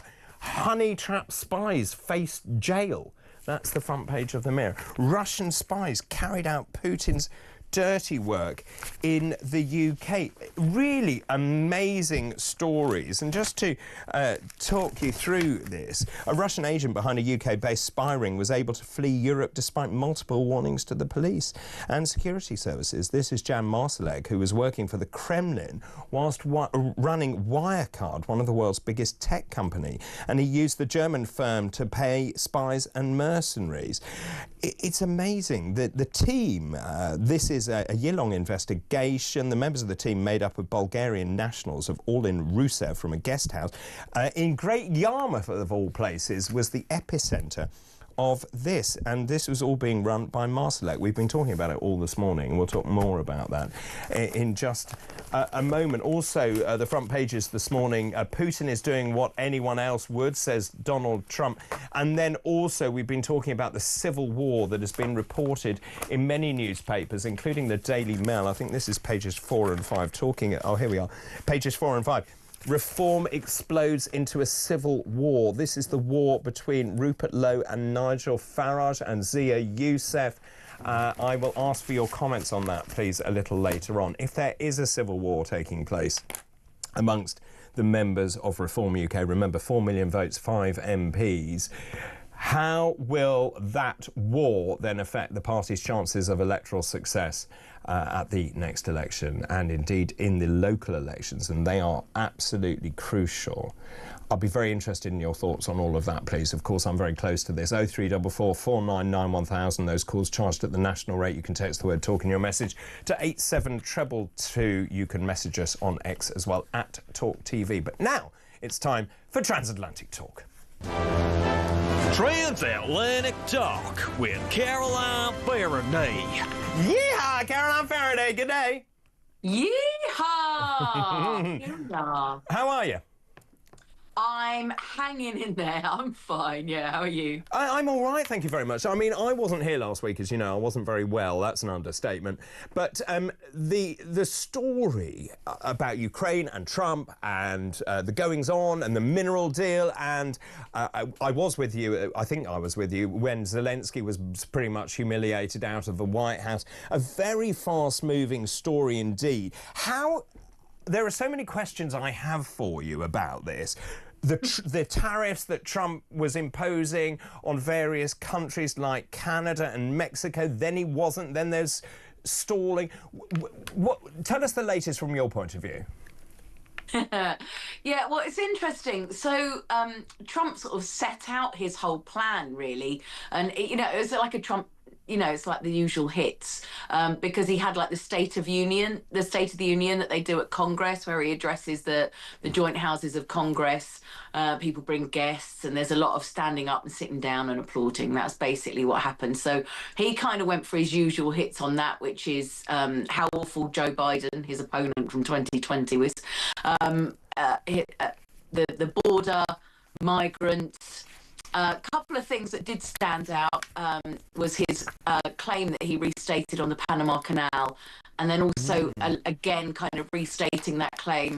He kind of started off subtle with Greenland, and he was like, well, they can determine their own future, and then he went, we're going to get it.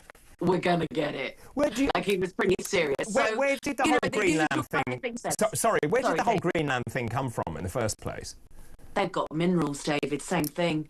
He loves a mineral. He does love the mineral. And of course that's mineral. If you've got minerals, you're in trouble right now. And of course, not only does he want Greenland, he wants Canada as well. Sorry, you carry on. I was going to say not only Greenland, he wants Canada as well, and I don't think that went down very well with our Canadian friends. No. I also feel like he was vaguely trolled by the royal family with the Zelensky thing, because obviously Keir Starmer turned up with his letter from the King. Trump loves the royal family, like he really loves them. That was the way to his heart, was this letter, the thing that the UK can do.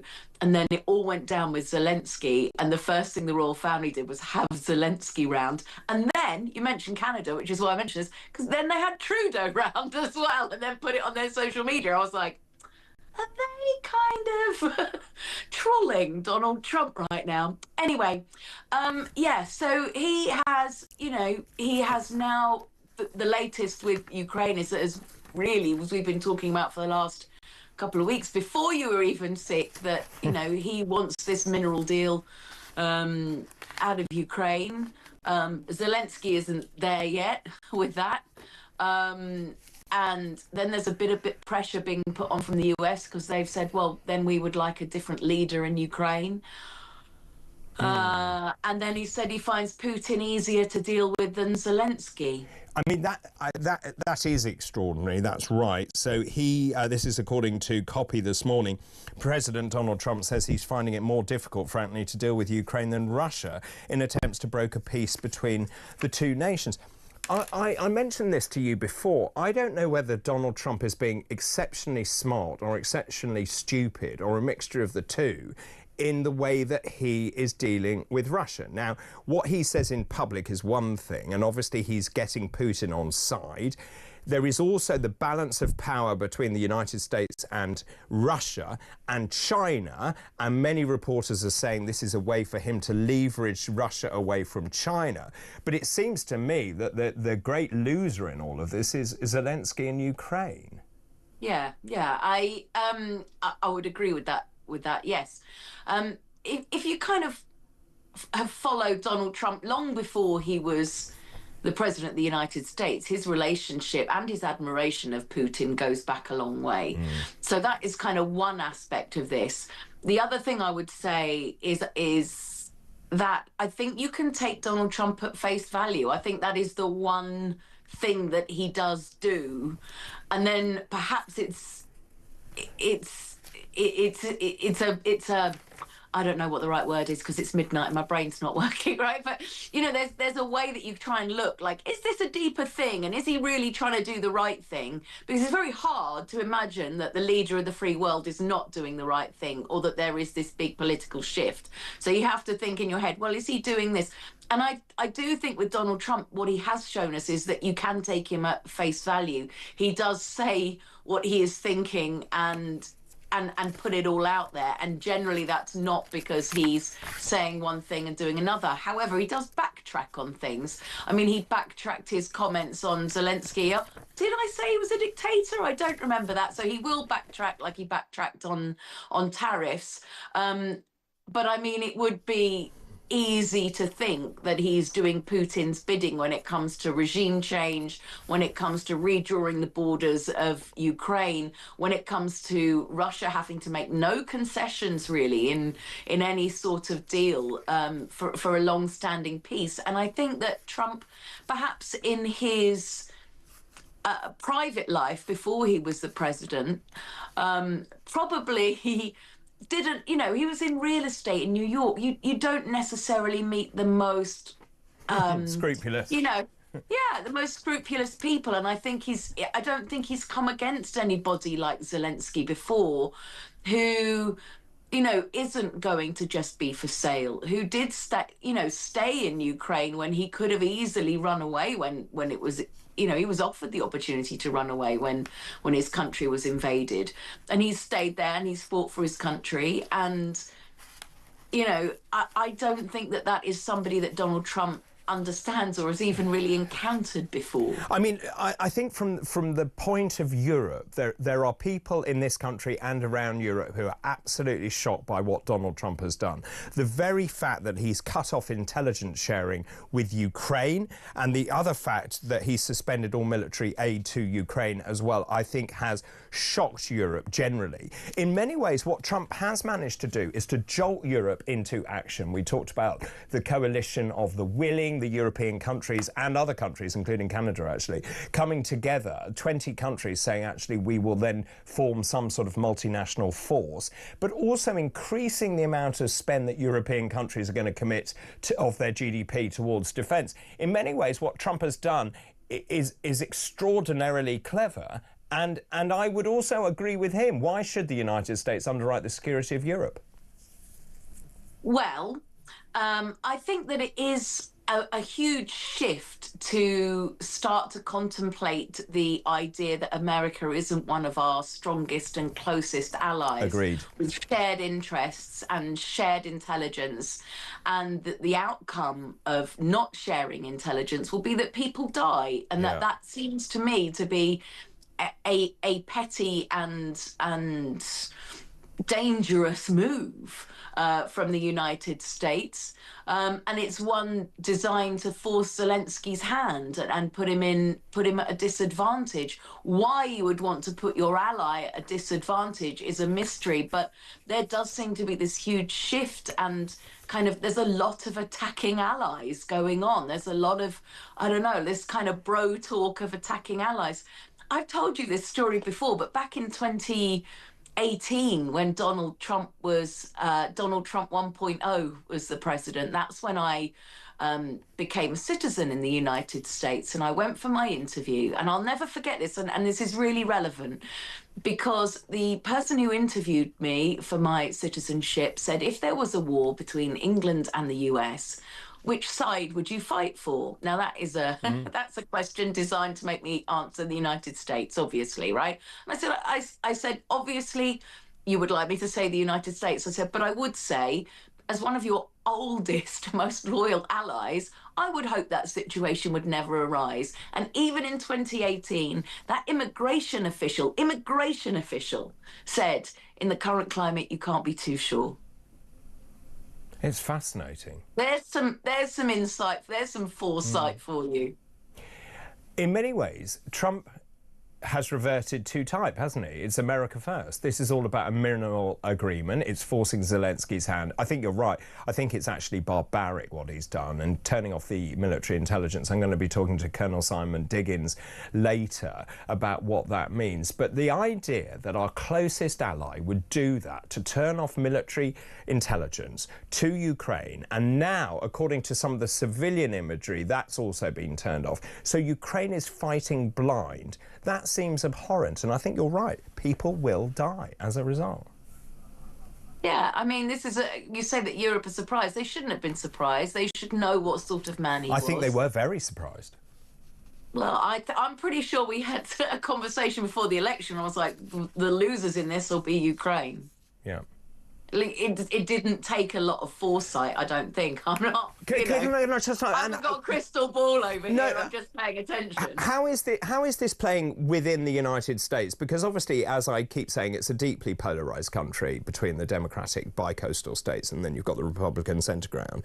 And the Republicans, it was a bit like that address where Trump gave, and there was whooping and hollering, and people, you know, those real converts to Trump's methodology, where he is the Messiah, where he can do no wrong. How is it being reported in the US? Yeah, I mean, those images go on television. It is funny, isn't it? Because actually, you know, the polls aren't particularly good for him, and even people who are not Democrat voters are very dissatisfied with some of the actions that he's taking. You know, there are people like park rangers who, you know, take care of the national parks here who are losing their jobs. There are people on the nuclear teams that are losing their jobs. There are people in all of these departments, people in the Department of Education that they want to close down who are losing their jobs. So there are a lot of people who are losing their jobs, and that is unpopular.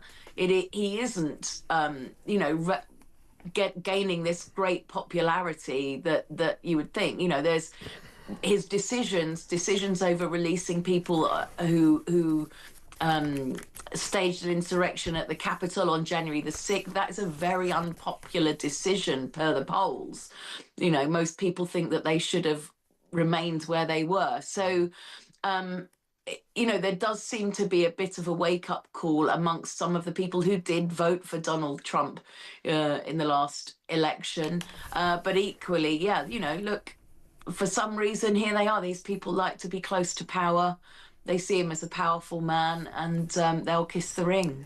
So just let's talk domestically about these tariffs. As I said, of course, it's all about America first, and him threatening to put tariffs on Canada, Mexico, that date has gone past, actually. But also, some of those tariffs have been suspended for a while. They have been paused. Yeah, listen, here's a theory, and I'm not saying...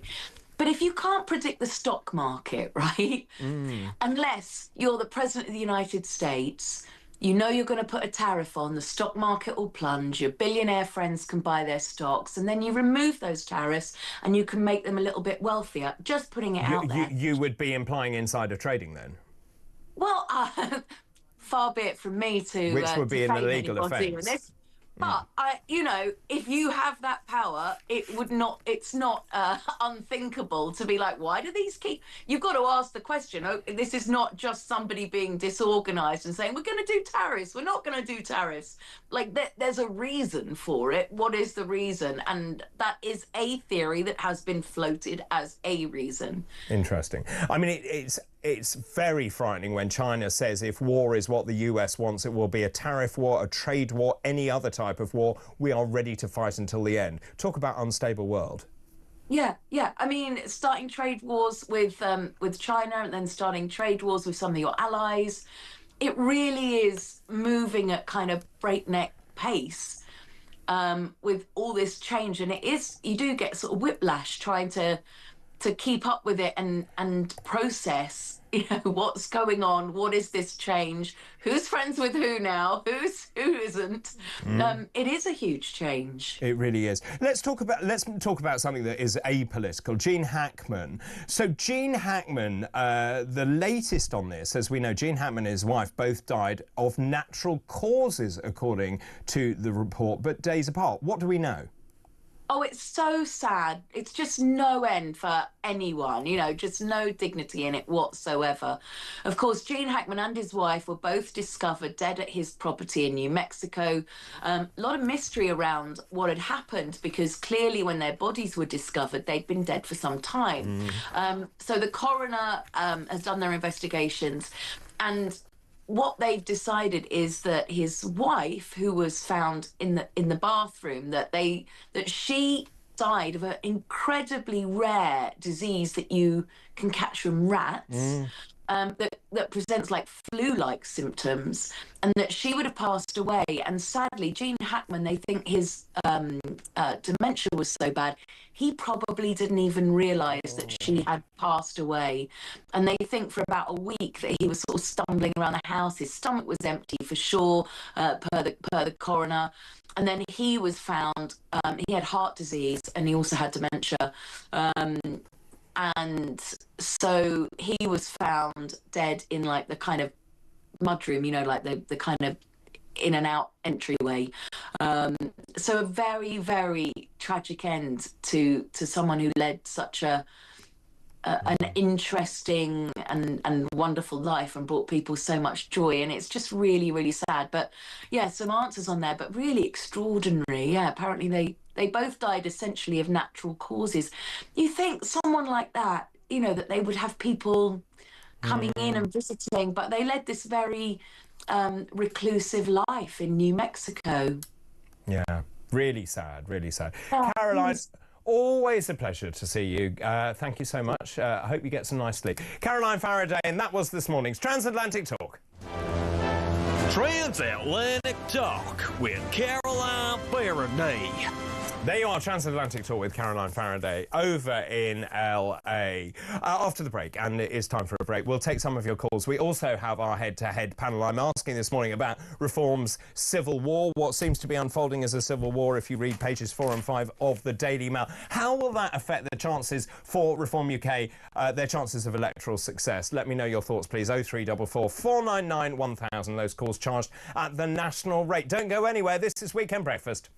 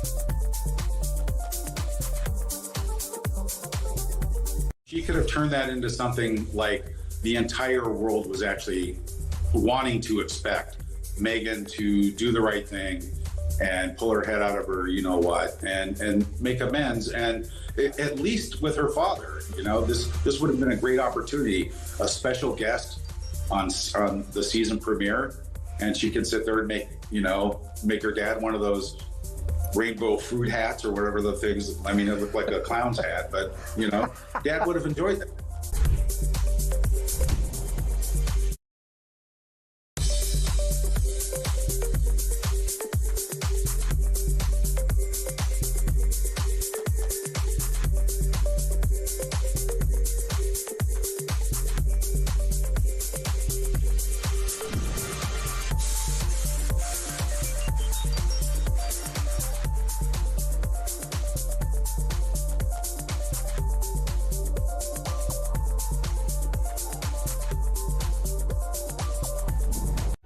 Across the UK, on DAB+, on your smart speaker, on your smart TV, and on your side.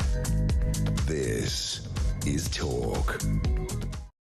Welcome back. This is Talk 8:27, Saturday, March the 8th. I'm David Bull. Lots of you getting in touch about reform, this big story about reform.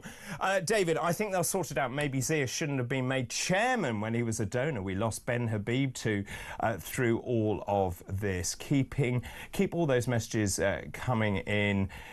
Please. Good morning, Dee in Liverpool. I love Saturday and Sunday mornings. You light up my week. That's very sweet. Thank you very much. I think Zia Youssef should go. And I'm not sure what he is up to, but I don't trust him. Reform will get back together and win the next election. Otherwise, the UK is doomed. Dee, thank you in sunny Liverpool. Thanks very much for that. Let's take a call now. Steve is on the line from Leeds talking about reform. Good morning. No, not you, love. Good morning. Steve? Hello, yes, Steve. Hello. Sorry. Don't call me love. I heard that. Good morning. Love's a pejorative term for everybody. Well, right, what do you want to say this morning? Just this thing about Rupert Lowe. Yes. I'll look at it the other way around. Go on. If Nigel hadn't suspended somebody who's been accused of bullying two women, what do you think the press would be saying right now? Good point. Reform is misogynistic, they're not answering the questions of women, they're all against women, blah, blah, blah. He got no choice to suspend it. The moment those allegations came in, because bear in mind, we've been going on for weeks about Labour not acting fast enough with MPs that have been misbehaving, he's got no choice. Now, Rupert might not like it, but at the end of the day, Rupert, we live in a world where it only takes a couple of accusations to destroy your career. Look at Dominic Raab.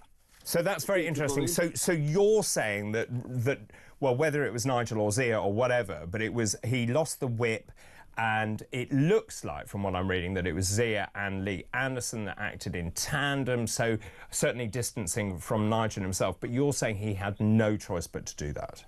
Hasn't. Otherwise, he'd get crucified by the other ones, wouldn't he? Although the other parties saying, oh, look, you've not reacted to this, blah, blah, blah.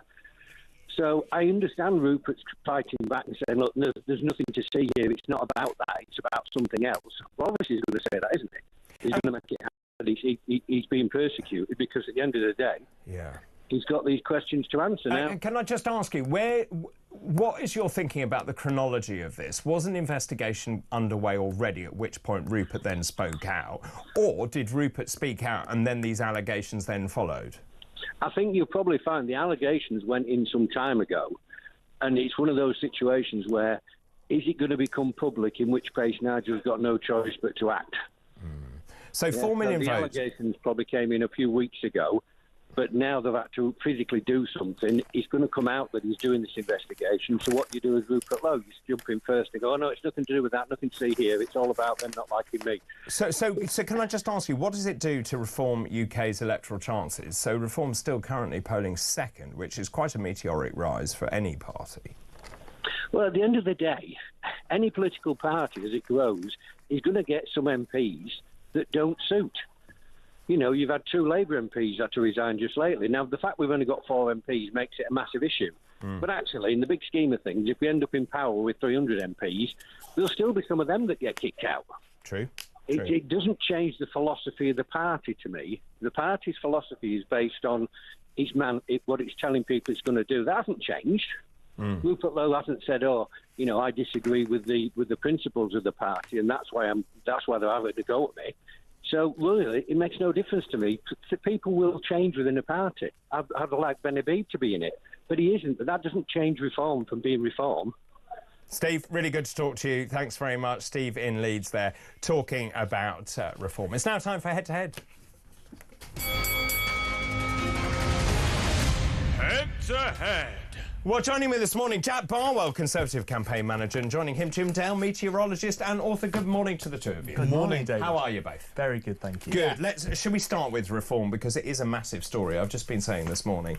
From pages 4 and 5 of the Daily Mail, here's the headline: Reform explodes into civil war. A huge headline. So Reform UK's chairman has reported one of its MPs to police amid a deepening civil war in the party. Zia Youssef has accused Rupert Lowe, the MP for Great Yarmouth, of twice making threats of physical violence against him. The party also revealed that Mr Lowe had been accused of bullying 2 female members of staff and that a complaint had been made to parliamentary authorities. I think it's worth saying that Rupert Lowe, 67 years old, has denied the allegations, claiming that he's being targeted in retaliation for criticising the party's leadership under Nigel Farage. Jack, I should think this is music to your ears. Well, I obviously take allegations of that kind seriously. We have to start there, but of course, this is quite ironic. I start, David, by thinking, what would Nigel Farage say if another party had an MP who had said something about their leader and then mysteriously a police complaint arrived later that day? If we think you don't know that's the right chronology, though. Well, actually, we do. We know that the police investigation was actually open because we've now seen a tweet from the Met Police saying that the police investigation was opened on the same day as Rupert Lowe made his statement to the Daily Mail. It doesn't mean that they didn't already have allegations. I'm sure they already had the allegations, but here's the problem for you, David. Here's the problem for people backing Nigel Farage. Not a problem for me, but...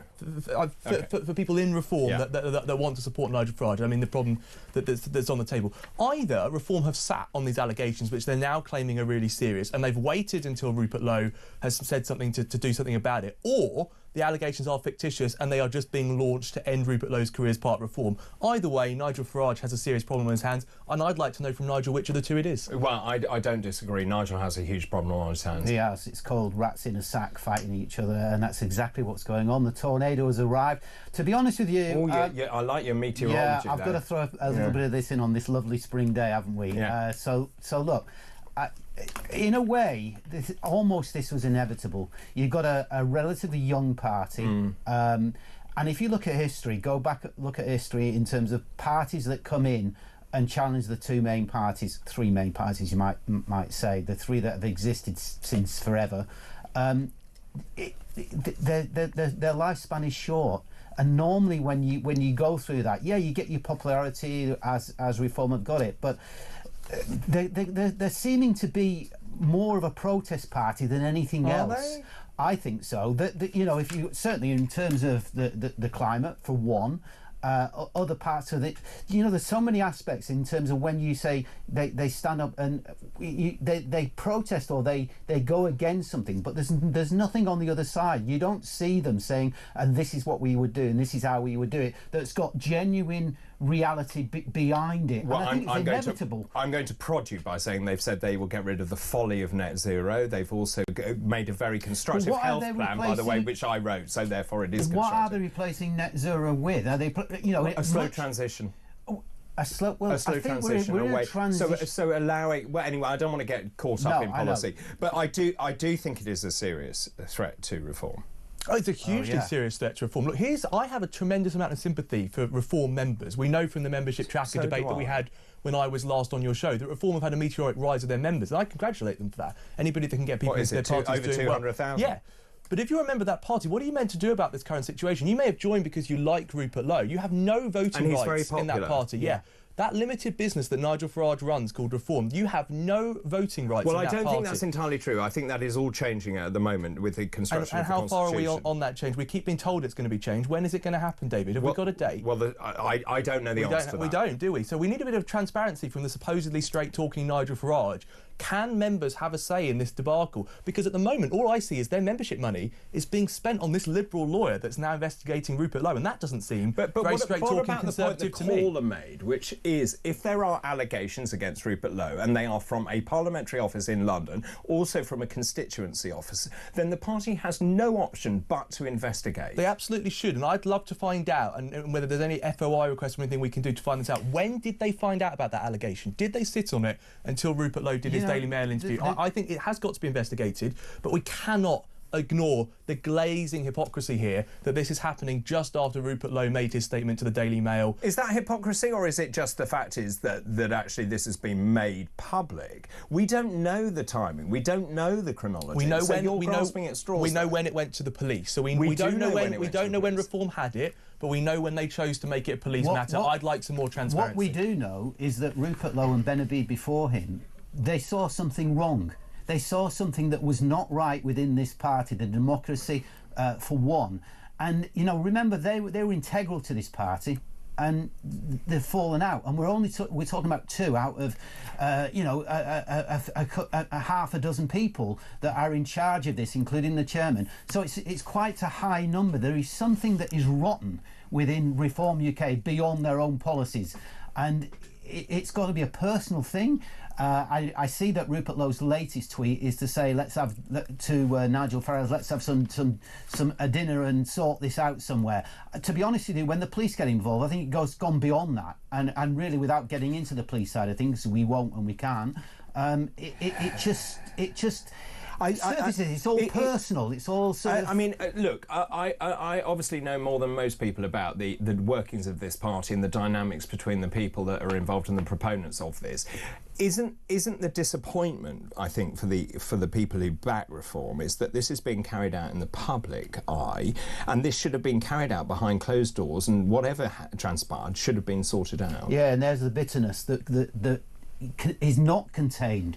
Once the bitterness spills out into the public domain, then it becomes the tornado that I talked about, and that's where it is. And the bitterness goes deep for whatever reasons. And the likes of Ben Habib, the likes of Rupert Lowe know what that's about. They wouldn't do it otherwise. They wouldn't shake the ship. But we've mentioned 2 individuals hugely there. But out of that organisation, there are loads of people involved in that organisation, and there are many people who are still on board. So you've singled out 2. That doesn't mean that it's rotten to the core. It means those 2 people had a problem. I think, David, the disappointment, that, to get to your question, is that people, if you truly believe that the other parties aren't working and Reform was your new solution, you need them to come together as a team. You need them to stand up for ordinary common sense rights. And may I say, it's really disappointing for a party that claims to be anti-cancel culture to see them hiding Rupert Lowe's reply to their Twitter online yesterday. Hiding what? Hiding Rupert Lowe's reply to Rupert Lowe's Twitter reply on their Twitter account. And actually, I've seen some local Facebook haven't seen that. I've seen some local Facebook Reform groups in areas like Devon where I am hiding comments from their members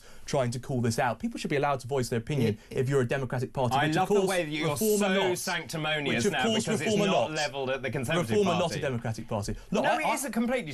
come on. Well, on the membership rights, where are the rights? Will Reform members get to vote for their candidates at the next election? I believe they will. Well, I hope they will. Let's wait. I'll come back and I'll take that back if that doesn't happen. They need membership. Members need their voting rights. If they exist, because where does it go from here? There are 2 choices. There's 3. Reform survive in some shape or form, the present Reform, or you see a big split and you get a Reform number 2. Don't buy it. Rupert. Okay.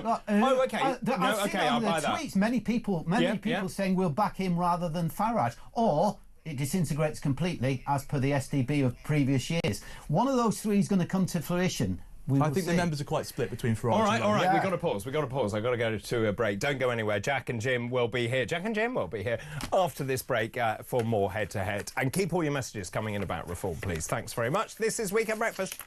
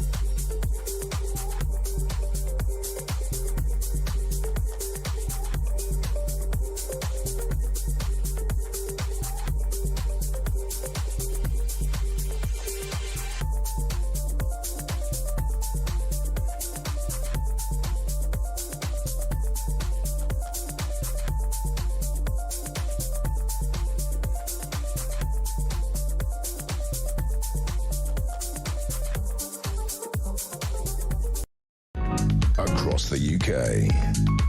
On DAB+, on your smart speaker, on your smart TV, and on your side. This is Talk. Back 8:42 Saturday, March the 8th. I want to bring you up to speed. If you are just waking up this morning, I want to bring you up to speed, and let me just show you the press release from Reform UK, which was delivered last night. So the press release from Reform UK essentially sets out the grounds for what has transpired since then. Can we bring you that press release so that I can just show you that? So essentially, it talks about the allegations. Here you are, the allegations that have been made. It is with regret that we feel obligated to disclose that the party received complaints from 2 female employees about serious bullying in the offices of the Member of Parliament for Great Yarmouth. So here you've got one parliamentary office, the other one in the constituency office. They talk about evidence of workplace bullying, the targeting of female staff who raise concerns, evidence of derogatory and discriminatory remarks made about women. We have a duty of care to all our staff. They've employed a KC, and that KC has reached out to Rupert Lowe. He has yet to cooperate with that. They talk about, this is where I think it takes quite a turn. Mr. Toe has on at least 2 occasions made threats of physical violence against the party chairman. Accordingly, the matter is with the police. Now, very split feelings from you about this. Some of you saying, well, of course, Reform has no option but to act because there are allegations. What we were discussing, and I was discussing with Jack there, is about the timing of this. Were those allegations already known to Reform UK and they were undergoing an investigation at that point, at which point then Rupert Lowe then does this big discussion with the Mail? Or was that discussion with the Mayor what prompted Reform then to act? We don't know the answer to all of that. What I can tell you is that Rupert Lowe has been tweeting. So he said last night, the independent lawyer, Casey, instructed by Reform, has advised me to say the following. The party was precipitous to state that the allegations have been made without also saying the party has commissioned an independent investigation. Now, he's just messaged now, and I was just trying to get up the latest from Rupert Lowe in terms of what he'd been saying. But he says, I've been betrayed more times than I care to remember, but never by people I would have called friends. Ooh.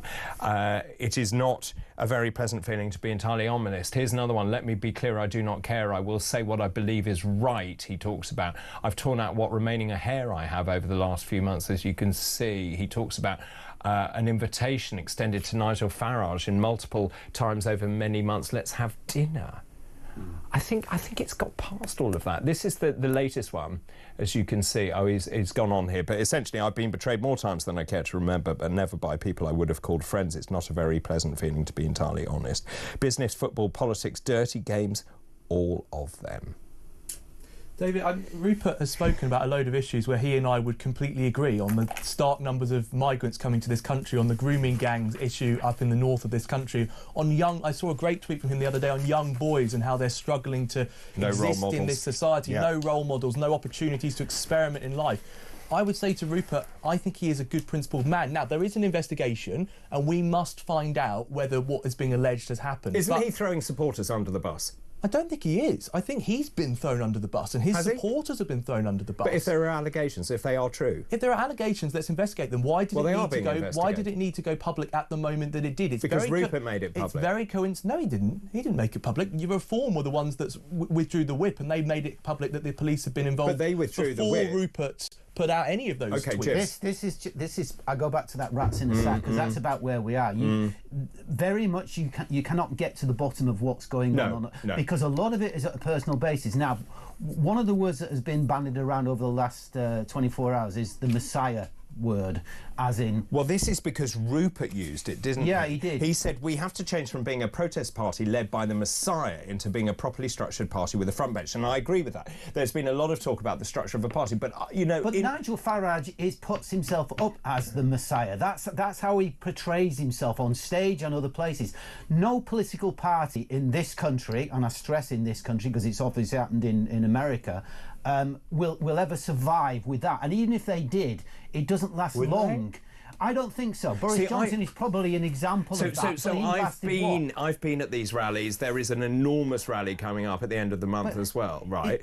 I have never... I mean, and Nigel has based his persona on America. Let's be clear about that. And he's been blown away by the Republican conventions, and that he brought back to the UK. And I've seen those because I've hosted them. And it is an incredible feeling when you're there. Has he set himself up as the Messiah, or is it actually great showmanship? I think it... bit of both in a way. Absolutely, he's a showman, and he is a showman. But the point is, and I think what Rupert Lowe is saying is, you can't just be a showman. You've got to show. I go back to that point about substance, a little bit more of that. And he and Ben Habib are both seeing that and saying, look, this can't just be the Nigel Farage party, because that ain't going to last 5 seconds. It's not. It never does. And that's fair, I think. And I think it is fair. No matter what your policies are, you can't stand on a stage and think that is going to carry you away. British people, by majority, will not accept that as being their next prime minister. So the question I would ask then, is this naivety on Nigel's part? Because, to be fair to him, he has been, I would say, the most successful politician I know. He's had an extraordinary run. And he was very much a one-man band, and he has put himself on this sort of pedestal. Yeah. But at the same time, there's been a lot of work going on behind the scenes, like Richard Tice. And without Richard Tice, that party would not exist. And Richard bankrolled that party when it was in its very desperate times. And there are people who work tirelessly on that party, like me, like Ben Habib, that kept that party afloat. And is that really the nub of this, which is that as the party grows, it has to mature. It does. It has to rely on a teamwork, on a team game. It cannot rely on the whims of one man. David, after perhaps Thatcher and Blair, Nigel Farage is probably the most influential politician since World War II that this country's had. And I have tremendous respect for the man. I agree with him on some things, not on others. But you know, you can win a referendum, you can come third in a general election, you could possibly even win an election if you played it right on personality. You cannot run a government on personality. I think Rupert Lowe is thinking seriously here about not making the mistakes that the previous Tory government and Keir Starmer did on just running to not be the government or not be other political parties in our sphere and actually have an agenda. And, you know, Jim made the point earlier, you have to have some policies that are actually workable. Without going into too much detail, Reform's net zero policy would have meant increasing taxes on the sort of farming communities down in Devon that I work with day in, day out. Unless you have serious... Why? Because the net zero position that they had put forward was actually a bigger state position. Well, I mean, it would have increased the size of the state, increased the rate of tax. I don't think you and common sense Reform members want that to happen. So we need a more serious policy discussion. They don't have. Isn't it sour grapes from the Tories who are absolutely nowhere to be seen? No, David, because I come on this show every single time you've invited me on and been honest about the issues that the Conservative Party is facing. It's time for Reform to do the same. We need serious, credible policy from the right wing. Well, there are two parties that are laughing this morning, and that's the Labour Party and the Tory Party, without a shadow of a doubt. I mean, the glee I don't doubt it. The glee across social media in terms of what what's happening with Reform, and not just what's happening now, but the potential of what could happen, the train crash that's going to potentially happen into the future. What's going to happen now? How is Nigel Farage going to handle this one? Because it's thrown right, it's a grenade right into his face. So this is very, very interesting politics, and I actually thought that Reform would fall because of their climate policies, their denial. Most people in this country see that is rubbish, to say the least. It's now changing, isn't it? It's going to the personality side, and they're going to fall, if they fall, because of that personality clash, and we're seeing it now in its rawest form. And sometimes that is the corrosive thing that actually makes politicians, you know, fall from their pedestal, as you put it. And this is ripe for that. Jim, thank you for the moment. Let me know your thoughts, please. Is this the end of Reform, or does it mean that someone has to leave Reform? And if they do have to leave Reform, who would that person be? Let me know your thoughts, please. 0344 499 1000. We'll take a break. After the break, I'm going to be asking, is Donald Trump a genius, a maverick, or completely insane? This is Weekend Breakfast. Good morning.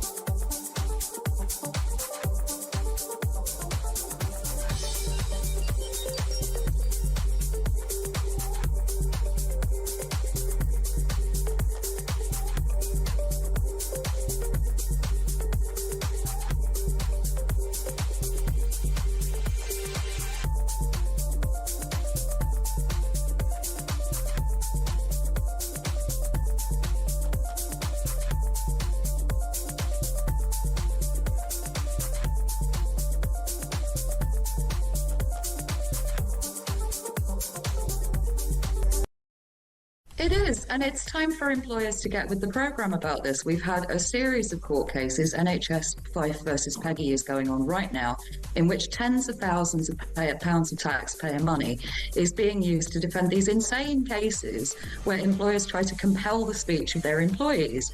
They don't have the right to do that. It's not kind and respectful to compel people's speech, and it's particularly dangerous for women and girls for whom sex recognition is really, really important.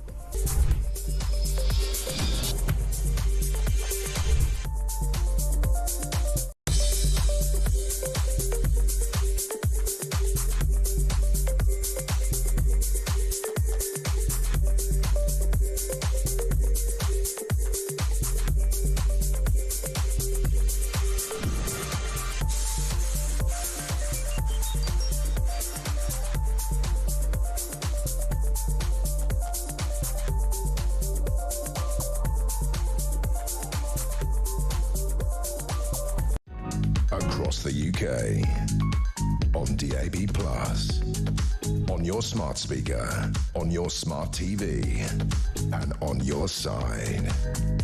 This is Talk. Welcome back, 8:55. I'm joined by Jack Barwell and Jim Dell. Let's talk about Donald Trump. President Trump says he's found it easier to deal with Russia than Ukraine, as he claimed that President Putin was doing what anybody else would do by intensifying his bombing of the war-torn country.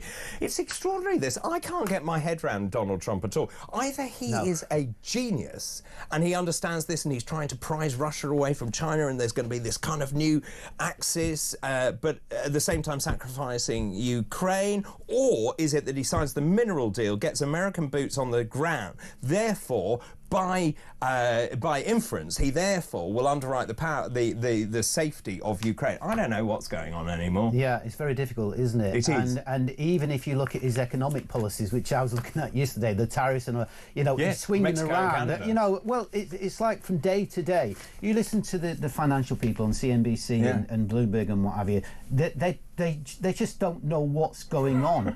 He's just lost complete control. So I think in terms of the Putin thing, it's almost like he's playing with a toy, and I hate it to death because of what Putin's done. I think 100% of this country would have been behind Ukraine 6 months ago and a year ago, and now it's like we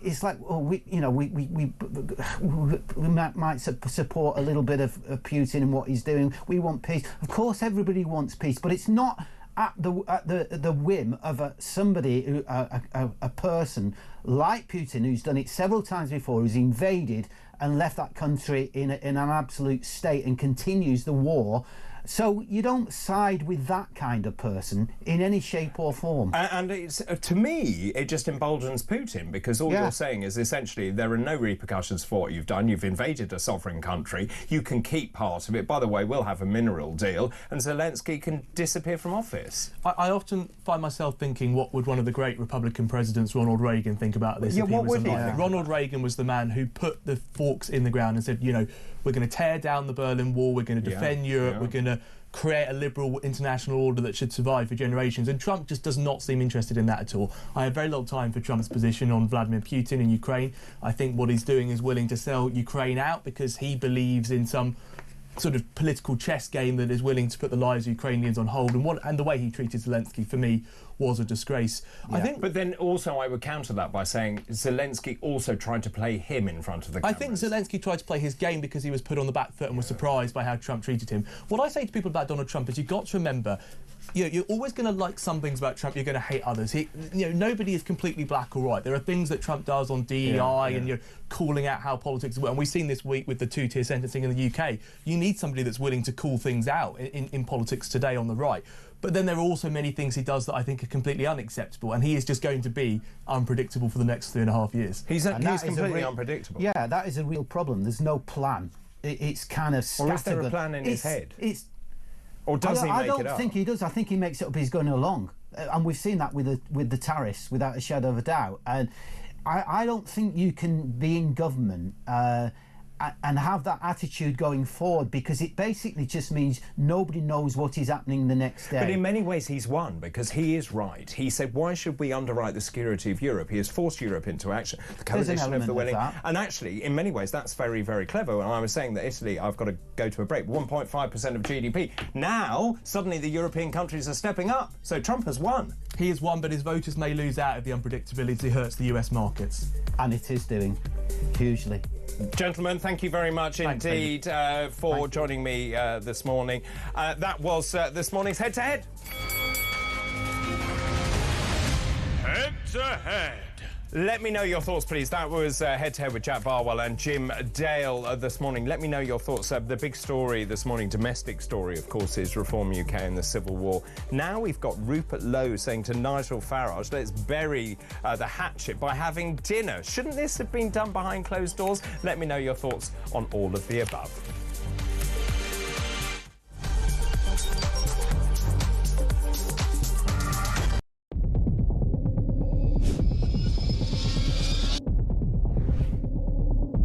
I spoke with His Majesty the King to request the dissolution of Parliament, and we will have a general election on the 4th of July. I have just returned from Buckingham Palace to form the next government of this great nation.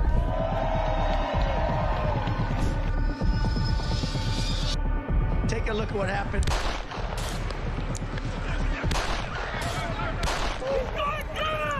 I immediately knew it was very serious, that we were under attack.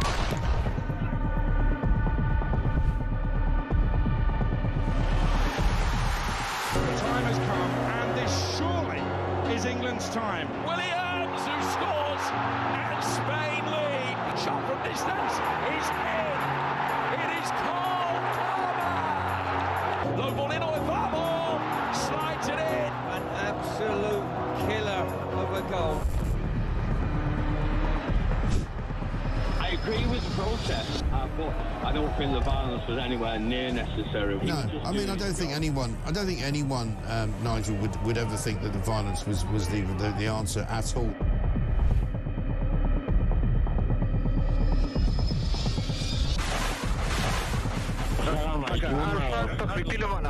אזרחי ישראל, אנחנו במלחמה.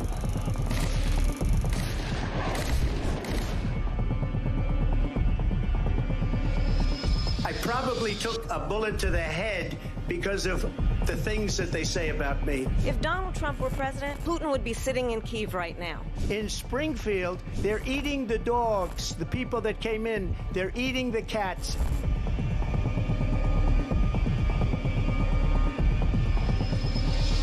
Liberal left couldn't understand that this man could be anything other than the great newsreader, a man of integrity. Is it possible in any way, shape or form that Keir Starmer didn't know about these facts about the suspect in Southport? I find it extraordinary that he wouldn't know. It seems that the public has not been told the truth. No, there's nothing like an American election, I have to say. North Dakota has gone red, South Dakota's red, Texas is red. Many people have told me that God spared my life for a reason. Bloomberg UK reporting Ukraine has made the first long-range missile strike inside of Russia. Across the UK, on DAB+, on your smart speaker, on your smart TV, and on your side. This is Talk.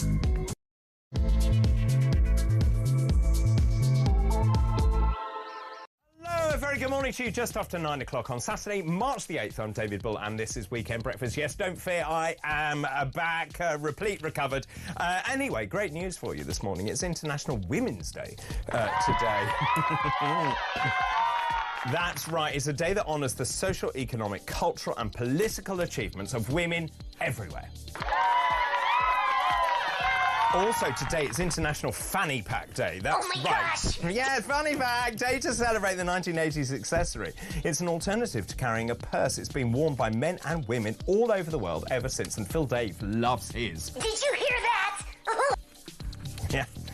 Also, it's Be Nasty Day today, which doesn't sound very nice. It's a day, essentially... that lets you part politeness. I think the meaning behind this is it's about actually being less of a people pleaser and actually putting yourself forward and first instead. So it's Be Nasty Day. Right, let's move on to this hour's fascinating facts. Today's fascinating facts. So I've got some new ones for you this hour. On this day in 1972, the Goodyear airship Europa flew over Britain. It was the first airship over Britain in 20 years. On this day in 1977, remember this, Princess Anne announced she was expecting her first child, Peter. And on this day in 2001, Donald Campbell's boat Bluebird was recovered from the bottom of Coniston Water in Cumbria. He was killed on the 4th of January 1967 at 300, that can't be right, 300 miles an hour whilst attempting to break his own water speed record. And those are this hour's fascinating facts.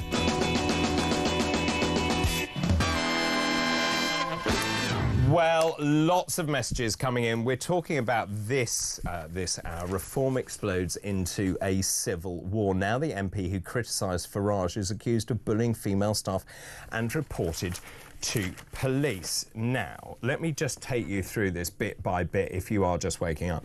Reform UK's chairman has reported one of its MPs to police amidst a deepening civil war in the party. Zia Youssef, he is the party chairman. He has accused Rupert Lowe, the MP for Great Yarmouth, of twice making threats of physical violence against him. The party also revealed that Mr Lowe had been accused of bullying two female members of staff and that a complaint had been made to parliamentary authorities. Rupert Lowe denies those allegations. Here on the screen you can see the statement from Reform UK, which came out yesterday. He denies the allegations, and Rupert Lowe claims that he's being targeted in retaliation for criticising the party's leadership under Nigel Farage. Now, the most gobsmacking part about this was that on last night, Lee Anderson, who is the chief whip of Reform, actually withdrew the party whip from the MP. So that now that from 5 MPs, they've gone down to 4 MPs because Rupert now sits as an independent MP. Youssef and Anderson says evidence was provided to us of workplace bullying, the targeting of female staff who raised concerns, and evidence of derogatory and discriminatory remarks made about women, including reference to a perceived disability. He accused Rupert Lowe, described the allegations as untrue and false, and said it was a lie to say he had ever made derogatory comments about women or disabled people. He accused Reform of a malicious circus. He said, "I feel so sorry for millions of decent British men and women from all over the country who put their faith in Reform." Well, joining me, James Matthewson, who is a former Labour advisor, joins me down the line. Good morning to you.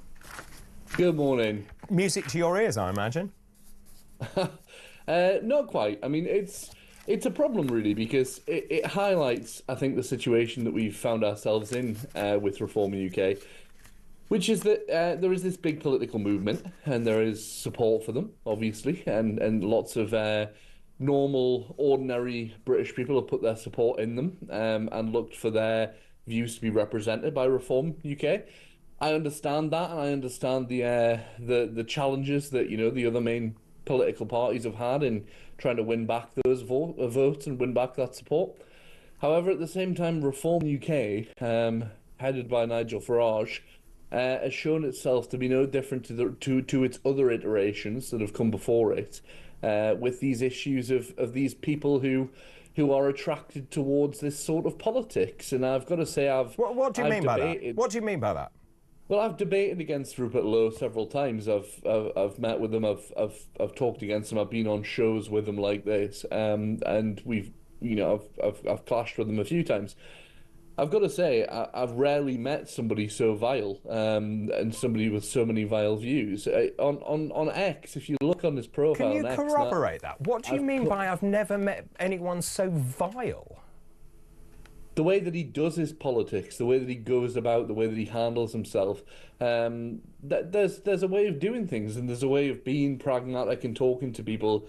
I think since being elected, Rupert Lowe hasn't kind of done his politics in a way that is particularly, how do I put this, worthy of even the way Nigel Farage does his.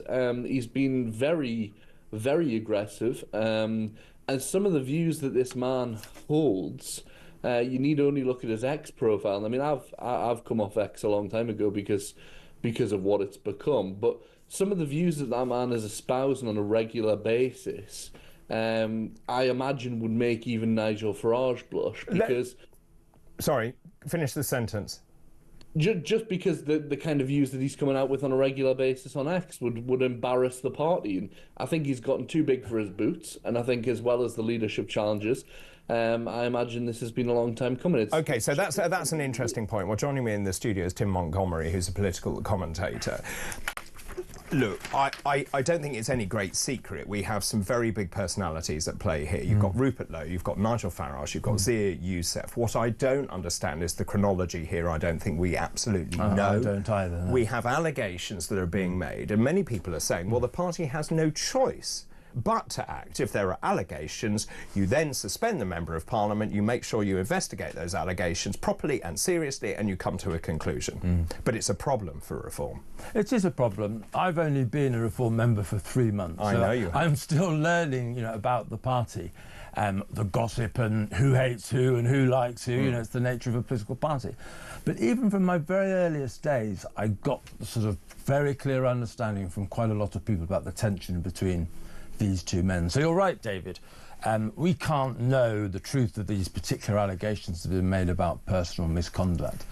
But I'm really not surprised that Nigel Farage has decided to end this relationship, because it is over now. Whatever happens in the inquiry, the stuff that Rupert Lowe has said on Twitter, his upset at how he's been treated, there's no mending this.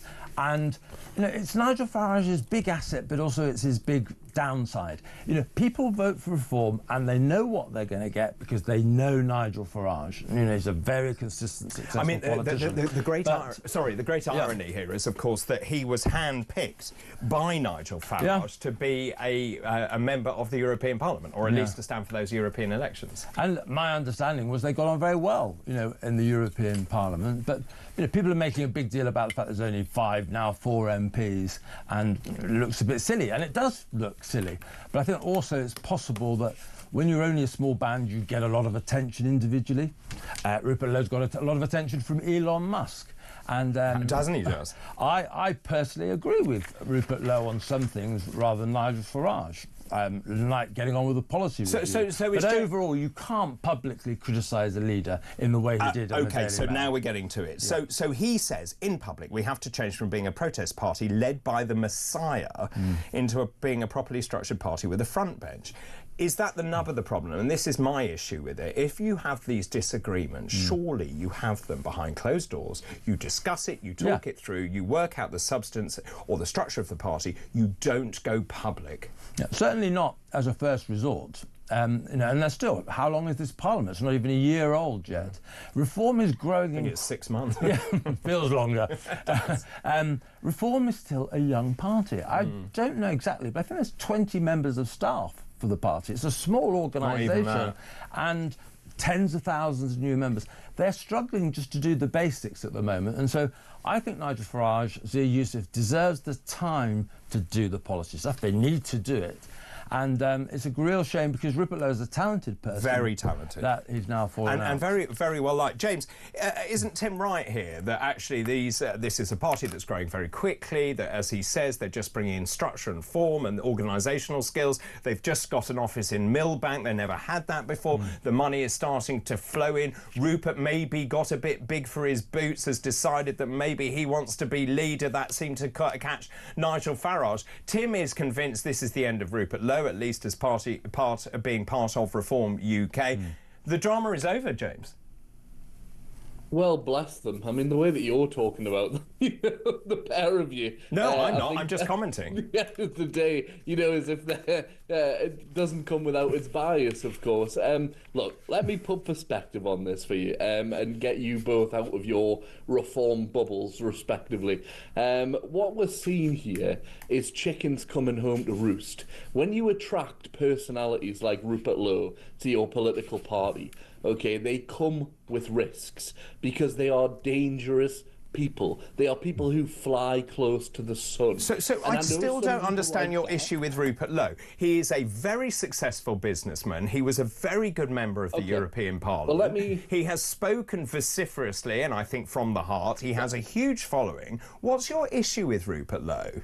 He doesn't have a huge following. He does have a huge following. He does, yeah. No, we need to put this in perspective, okay? The amount of people watching this show, the amount of people watching GB News, the amount of people who follow this kind of politics is around 0.1% of the population. Okay, this is people That's absolute nonsense. It's not absolute nonsense. Utter nonsense. Why are you bothering to come on? Sorry, Tim, take James to task on that. Well, the numbers are around 700,000. That's hang on. 4% of the population. 4 million votes. Do you remember someone called Jeremy Corbyn? I do. I remember a Labour Party being completely taken over by someone who basically hated this country, wanted to sell us out to foreign. So I'm going to take lectures from a political. I'm not going to take lectures from a political party that was completely turned over. Look, reform is going through some temporary difficulties. I'm not pretending that they're not. I'm not in a bubble. I'm worried about what's happening at the moment. But unlike a lot of Labour people and Tory people who allow divisions to fester, Nigel Farage is a proper leader. You may not like his decisions all the time, but he's taken a decision, and now reform will carry on the course that Nigel Farage sets. James? Dear me, how far you have fallen, Tim, from your Conservative days. You'll be calling me vile next. It is a real shame because, you know, you ask what's wrong with Rupert Lowe, David, and I'll tell you, he is an ethnic nationalist. All that man has talked about on X for weeks now is skin colour, is about white English people. No, I don't think that's national identity. I don't think that is fair. He's talked about hang on a minute. He's talked about unsustainable illegal immigration into this country. He's talking about values and cultures and norms of British society being eroded. That's what he's talked about. No, he's talked continually about white English, white British people. He says that young men, he's espousing some of the narratives put out there by the likes of Andrew Tate, that young men are blamed for everything, that they are the basis of all our evils, and that's incorrect and that's wrong. He has taken the Trump playbook. He is one of the most right-wing and far-right figures in British politics. But he's also got a point, which is that we have ignored white working-class boys for too long. If you invite somebody into your party... Is that not true? We have ignored white working-class boys for far too long in this country. We've not ignored white. Yes, we have. It's not about skin colour. It is not about skin colour. You know what, David? James is basically saying, I think, Nigel Farage has done the right thing. He clearly doesn't like Rupert Lowe, and we've got a leader who's done the right thing. So, in a way, James is endorsing what the Reform leader's done. So thank you, James. So, James, is that right? You're endorsing what Nigel's done? Yeah, sure. That's the way you want to put it. I mean, well, are you? That's the weakest bit of spin I've ever heard. Well, but of course, Nigel's a decisive leader. You need to realise these people. Why? We should be asking why consistently does Nigel Farage have to hold up his hands and be like, "Oh, I've accidentally surrounded myself with bigots, racists, people just who..." like Labour was taken over by anti-Semites. People who, why? People in glass houses. I don't... James, I'd like you to substantiate that. Reform UK is held together by some brilliant activists. These are normal working-class people who feel passionately the country... You may laugh. You may laugh. I spent more time with these people than you have. You may laugh, but people do not like the direction this country is going in. And this is what a lot of our viewers are saying this morning. They are very disappointed with what is going on because they saw Reform UK as their only true political hope. I'm sure they did, and that's their representation. That's democracy, okay? I'm not saying that Reform UK shouldn't exist. People should be able to put their vote wherever they want to put their vote. That's right, okay? It's only right and fair under a democratic system. However, you need to realise, you guys have got the ego boost has been phenomenal if you're winning a couple of seats, because you think you now are the majority view in Britain, and you simply are not. Why don't we just look at the poll ratings? Reform second. David, listen to me. You talk about working class communities. You don't know working class communities. You go on about normal, common sense, mainstream views. None of the views that you hold are mainstream or common sense. I disagree. They are far right. They are ethnic nationalists. Give me an example.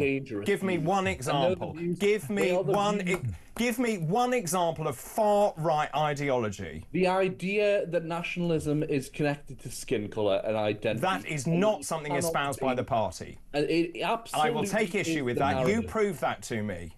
What I'm talking about is what Rupert Lowe has been saying. No, didn't you? So to the whole party. 100%. Consistently you just said that Reform's ideology was to say that your skin colour is relevant to the policy or the direction of this country. And that is not. No, I'm not talking about Rupert Lowe. I'm talking about Reform policy. You are tarring every single Reform member with the same brush, and that is unacceptable. No, I'm sorry. These are the views that you will find throughout that party, is that you cannot be white and be English. James, you're not listening, Tim. One thing that I'm sort of slightly relieved, I don't like what's being said, but the left have tried this against Donald Trump. They keep saying, racist, racist, racist. They think that by shouting abuse at Reform, the Reform is going to go away, just like they thought the Republicans would go away. There are people in this country, who feel that government is failing them. They're struggling to make ends meet because of immigration, because of house prices, because of bad tax decisions. And rather than get the country right, the Labour Party would rather attack Reform in this nasty way. It's not going to work. How would you respond to what James is saying, which is that you don't understand working class people in this country? Well, look, I don't have a perfect understanding of working class communities, but for the last 20 years I've been very involved in the Centre for Social Justice, the think tank I set up, and I work very hard to try and understand. And one thing that I do know is that 20 years ago, when the CSJ was founded, working class people largely voted Labour.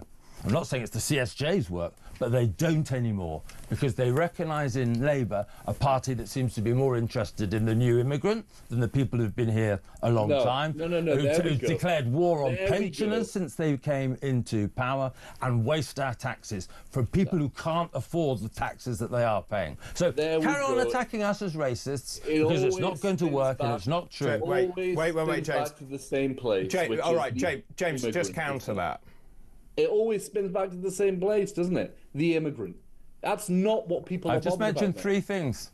It's people are bothered about the cost of living crisis. The cost of living crisis triggered by a chancellor who clearly is out of her depth, raising taxes exponentially, taking the winter fuel allowance off pensioners, allowing elderly people to suffer. I'm not here to defend the government, David.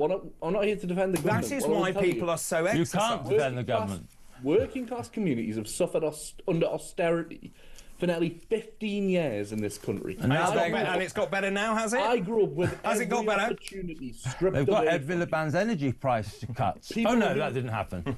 People who I grew up alongside had every opportunity stripped away from them. People from the communities I came from, single-parent households, people who were dependent on the welfare state, have had nothing but everything taken away from them. And then all of a sudden, people like Tim turn around and say, you know who you want to blame? You want to blame those people getting off those What has this got to do with reform?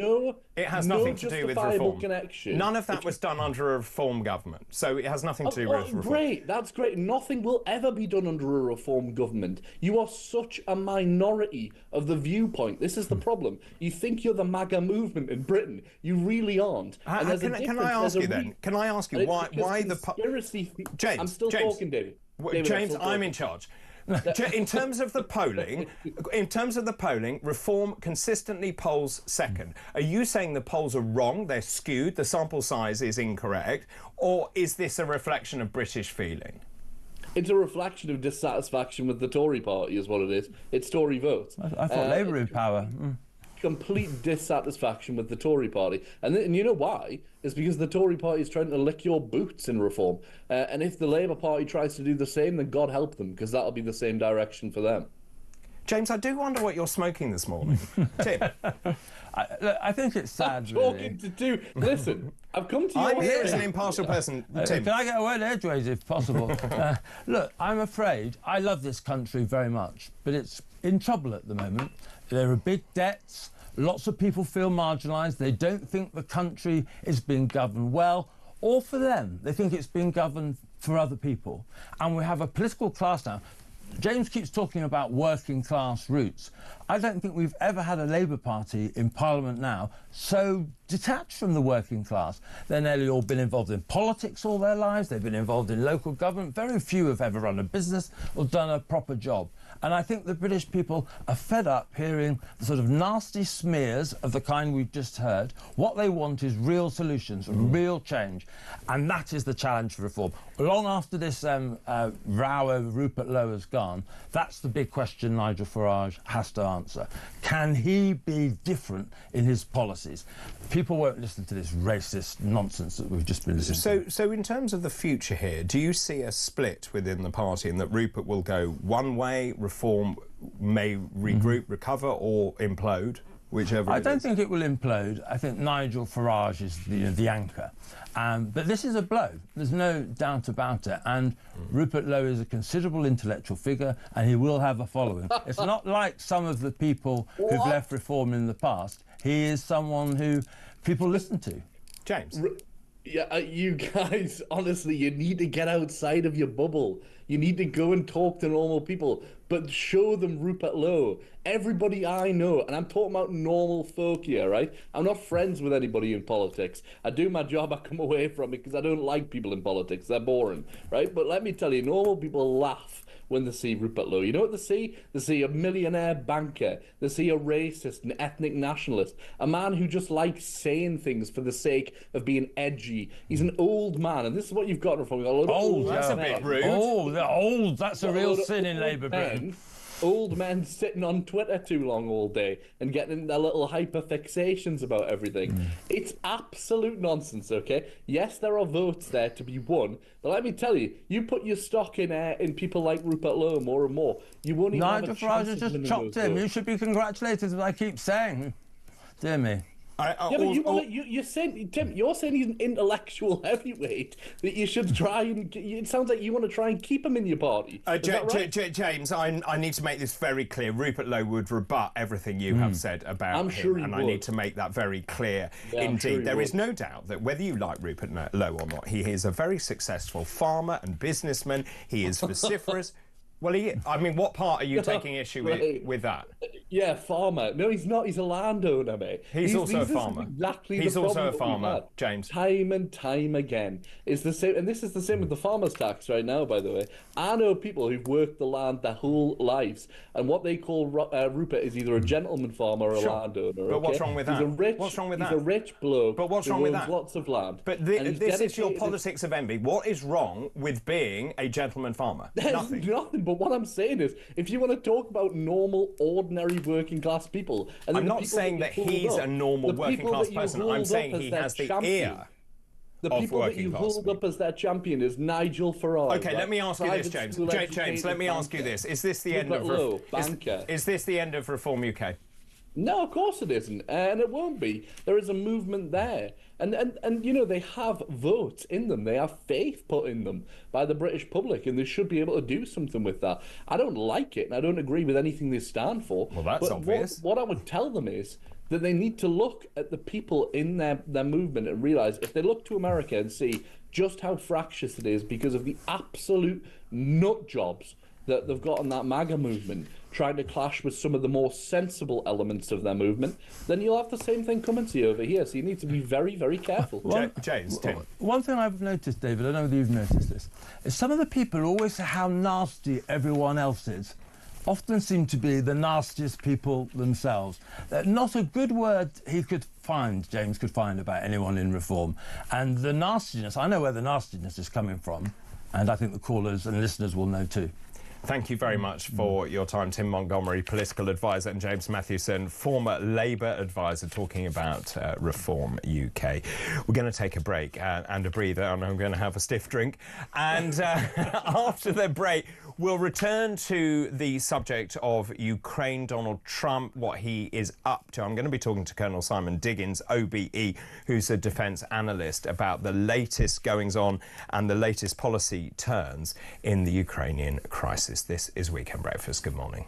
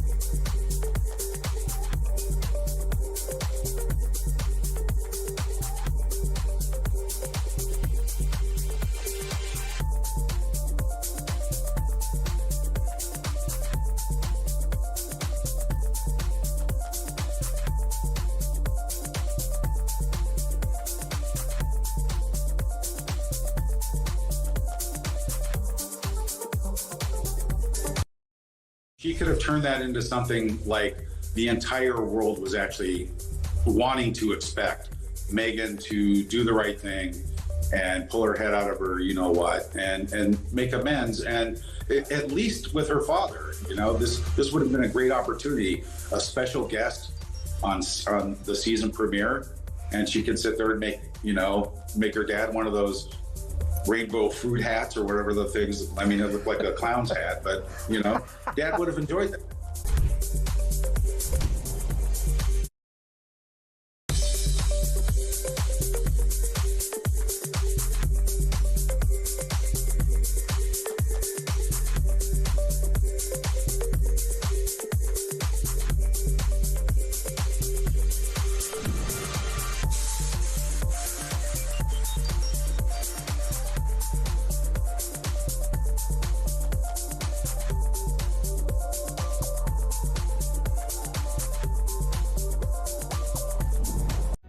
Across the UK, on DAB+, on your smart speaker, on your smart TV, and on your side.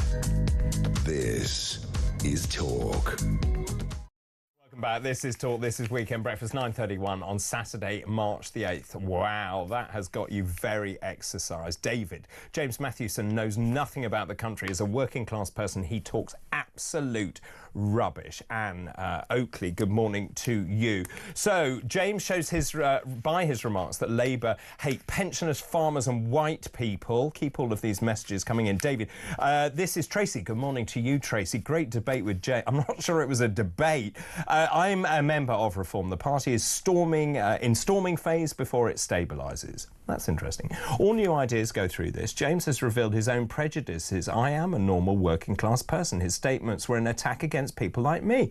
We need a political home. I am going nowhere. Thank you, Tracy. James Matthewson, this is Tony in Manchester. Good morning. Tony says, typical lefty, shouty insults at people, and if you reply, you're a racist. That's Tony in Manchester. This is quite interesting. David, Rupert Lowe is a mole sent in by the Tories to disrupt reform. It's so obvious. The reason I say that's interesting, of course, if you remember back to the European Parliament, of course, there were people who went in, excuse me, as Brexit Party MEPs and defected back to the Conservative Party, if you remember, thinking about all those very many years ago. David says, Barry, good morning. I'm bitterly disappointed with the reform saga. We are the only hope for this country. The only people who can save us now are Trump and Vance. David, I'm sorry, one of the top three has to go. Nigel Youssef or Tice. Each have their part in the problems with reform. I will not be renewing my subscription to the party. We are not members. This one is Dorothy in East Kilbride. Good morning to you. Good morning, David. As a Reform member, I'm really disappointed. Their troubles are being played out to the public. My one thought is, why would two of the most respected men, Ben Habib and Rupert Lowe, both find a problem with the party? Why can't they sort themselves out? Dorothy, I think that echoes the sentiments of many. Ronald Wright, good morning. If Farage was forced out or left, I think that Reform would lose at least half of its votes. Nigel should leave Reform, according to Sue. Good morning, Sue. I noticed his ego swell in the last year. He's become a typical Westminster politician, scheming and avoiding the transparency of truth. Nicola, great show again, David. Thank you. Nicola in London. I disagree that Farage is a gifted politician. He's an extremely gifted campaigner and has achieved a very great deal outside of Parliament, but he has way too many internecine party spats, which betrays a lack of political nous beyond the footlights. Let's move on and go back to Ukraine. Now, US President Donald Trump has said he is finding it more difficult, frankly, to deal with Ukraine than Russia in attempts to broker peace between the two nations. The US, apparently, according to Trump, is doing very well with Russia, and it may be easier dealing with Moscow than Kyiv. This is what Trump told reporters in the Oval Office yesterday. He said he is strongly considering large-scale sanctions and tariffs on Russia until a ceasefire with Ukraine is reached. Meanwhile, the US, and this happened overnight, has temporarily suspended Ukraine's access to some satellite imagery. Space technology company Maxar told various news outlets after Trump had already paused military aid to the country. And this, of course, comes a week exactly a week, actually, since that extraordinary exchange between Zelensky and Trump in the White House, in the Oval Office, where he accused Zelensky of being disrespectful to the United States. Well, one man who very much will have a view on this is Colonel Simon Diggins, OBE defence analyst, who joins me now. Good morning, Simon. David, good morning to you. How are you? It's always good to talk to you. Look, the more I read about this and Donald Trump and this maverick sort of the way that he's conducting himself, we have spoken at great length this morning about Trump, the deal maker. He's a businessman. He wants this mineral deal. You can read into that spat he had with Zelensky a week ago where he felt he was being played by Zelensky. Zelensky then was unceremoniously removed. At the same time, it's prompted Europe into action where Trump says, I'm not going to underwrite Europe. Now, Europe is actually doing something about it. The coalition of the willing 20 countries coming together. We've got countries saying they're going to increase their GDP spending. So in many ways, Trump has won that side. But depriving Ukraine of the military resources it needs, first of all, and secondly, the intelligence sharing seems not only belligerent, it's downright harmful, and people will die as a result.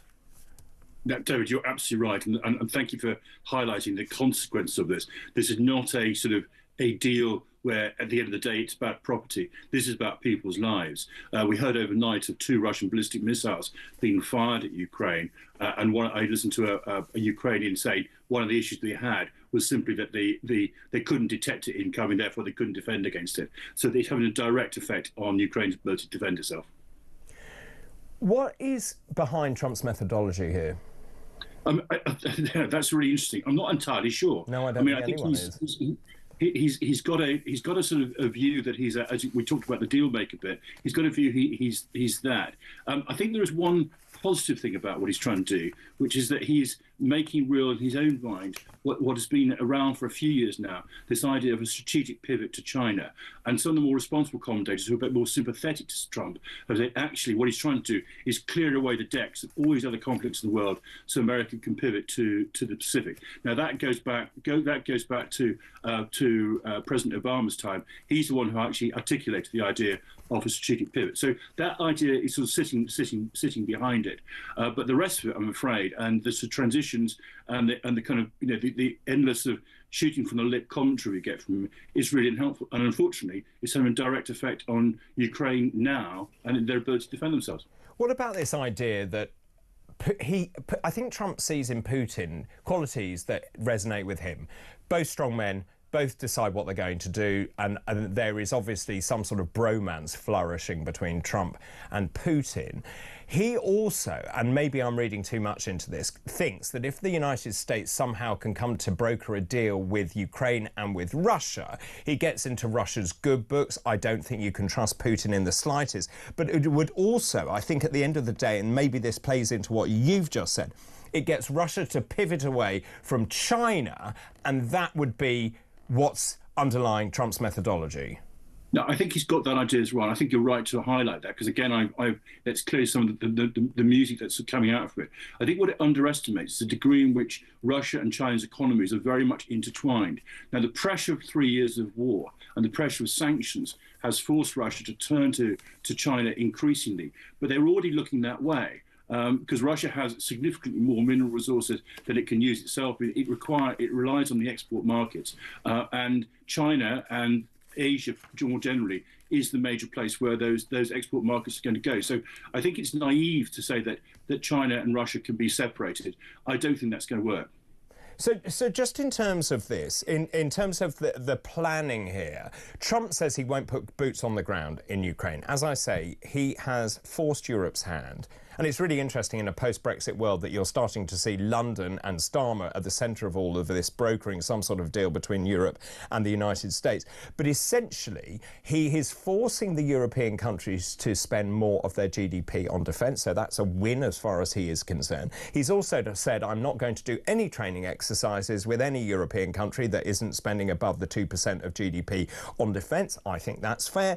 And also, at the same time, this deal where you've essentially got Ukrainian troops policing this 800-mile border with Russia, behind them sitting 30,000 European troops. And actually, and maybe I'm wrong here, but if that mineral deal is signed between Ukraine and America, that puts American boots on the ground in Ukraine, which in some way, would that not act as a deterrent, even though it means that on paper, America is not actually part of any defensive force for Ukraine? Or am I reading too much into that? No, I think you've outlined what I heard one sort of Trump enthusiast describe as a sort of genius chess move. I'm not sure I'd quite put it like that, but that is, you've outlined it really well. Their idea being if there are people, US engineers digging holes in the ground in Ukraine, that will deter Putin. It did not deter Saddam Hussein from invading Kuwait. I think it requires more than that. And it also ignores what I think is unfortunately the reality, that Putin himself is not somebody who's trying to right a wrong, which is a legitimate wrong. He is actually an aggressive revanchist. Mm-hmm. He has talked about what he regards as the major geopolitical failure of the last 20th century, which was the death of the Soviet Union.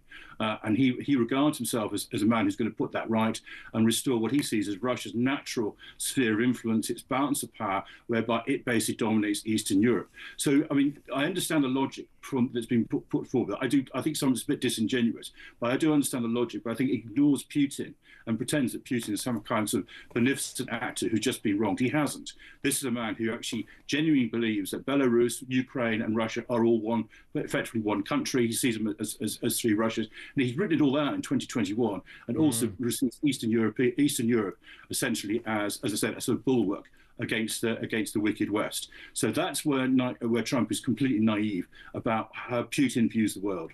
And of course, this is the key point here, which is Putin will use the time to regroup. He is the aggressor. He invaded a sovereign country. He will regroup. He believes, as you say, in Mother Russia, the reunification of those former countries which were part of Mother Russia.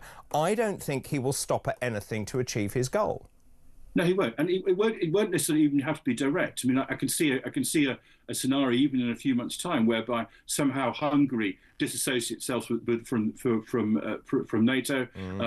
Moldova is under significant pressure. There is a Russian unit based on this extraordinary little country called Transnistria, which is down there. There are significant minority populations of Russia in the Baltics. Very easy to generate a series of instances whereby they claim that they have been oppressed, and therefore he needs to go and look after them.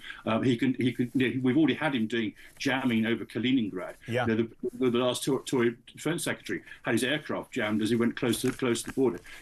His scope for mischief, and that's before he starts killing people, I mean, it's massive. Time is so tight, Simon. I just want to ask you very quickly, strategically, and this is another thought I've had, a maverick thought, talking to another producer here, Gabriella, the role of Turkey. Turkey's really interesting because Turkey is a country that's often sat between the two, between Europe and the rest of it, and sometimes has shown itself leaning towards Putin as well. Turkey, I think's role will be pivotal. At the moment, I think they see more advantage in being part of a kind of secure Ukraine than they are necessarily with Putin. Putin, they recognise, is a man who has only really got one mission. He will use them, but he won't necessarily to look after them. There is that kind of strongman bromance thing goes on. Erdogan's not so dissimilar from him, so that's a sort of complicating factor. But I think Turkey will find its interests are more aligned with Europe and Ukraine than it would be with a very fragile arrangement with Putin. But as I say, there is that sort of strange chemistry business going on as well, which might complicate that. Simon, always good to talk to you. Thank you very much for your time. That's Colonel Simon Diggins, OBE Defence Analyst. We'll take a break. After the break, Steve Denyer will be with me. Of course, it's Saturday with Denyer's Delights. Can't wait. This is Weekend Breakfast.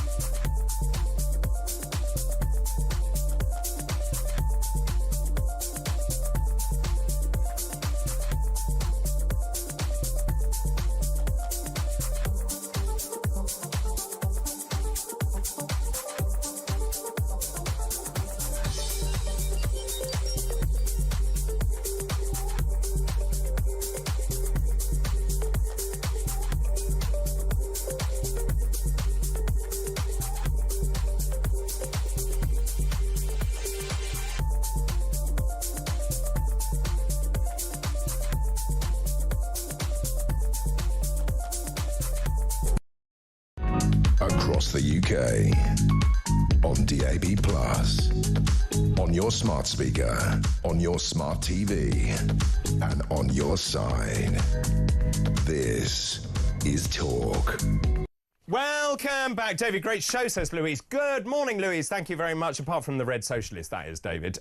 Reform UK will be fine. We are the party, the British people reform membership.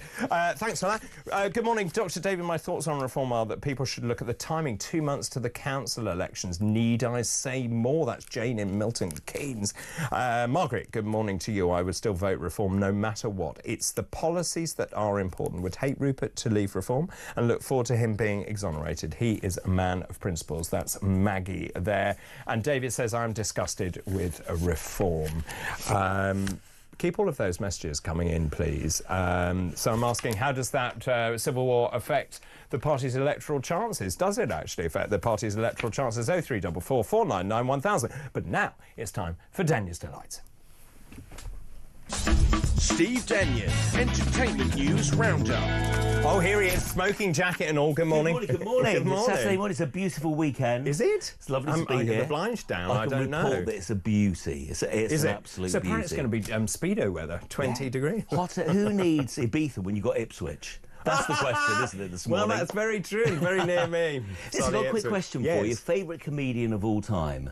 If you think of that, who's the comedy great that you would like? If you could see anybody tonight. Dick Emery. Yeah, you reckon? I reckon. I'm going to get into three greats in a moment. I just wanted to quickly update you with the Gene Hackman news this morning. Do. And it's fascinating to ask you as well, because the police medical emergency services have basically said what happened. And it's dreadful news. I feel so sorry for everybody involved, you know, the couple, friends, family. It would seem that his wife Betsy died on February the 11th, but Gene Hackman was still alive up until February the 17th. Now, apparently she was suffering from hantavirus pulmonary syndrome. You know about this, don't you? Yeah, I mean, it's a very rare virus. It comes from rodents, so I assume it's from the urine of rodents.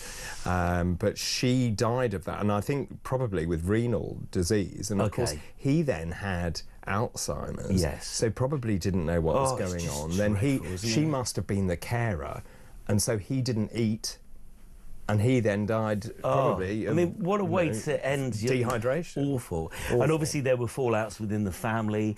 The daughters, I know, weren't speaking to the couple. They hadn't had any contact. It's just really grim. But obviously we have been discussing it over the last few weeks. So I thought I'd give you an update there. OK, Eurovision. Now, I text you about this because I was so angry. Dr. David was fuming yesterday. So I heard... I'm a big fan of Eurovision. Yes. I thought Ollie Alexander last year, it wasn't the right song. No, he came 18th as well, didn't he? It was a bit racy. But this year, I don't know what the BBC's playing at. Well, I've got a 20-second clip. Should we hear this? Yeah, Come on, this is our entry to Eurovision.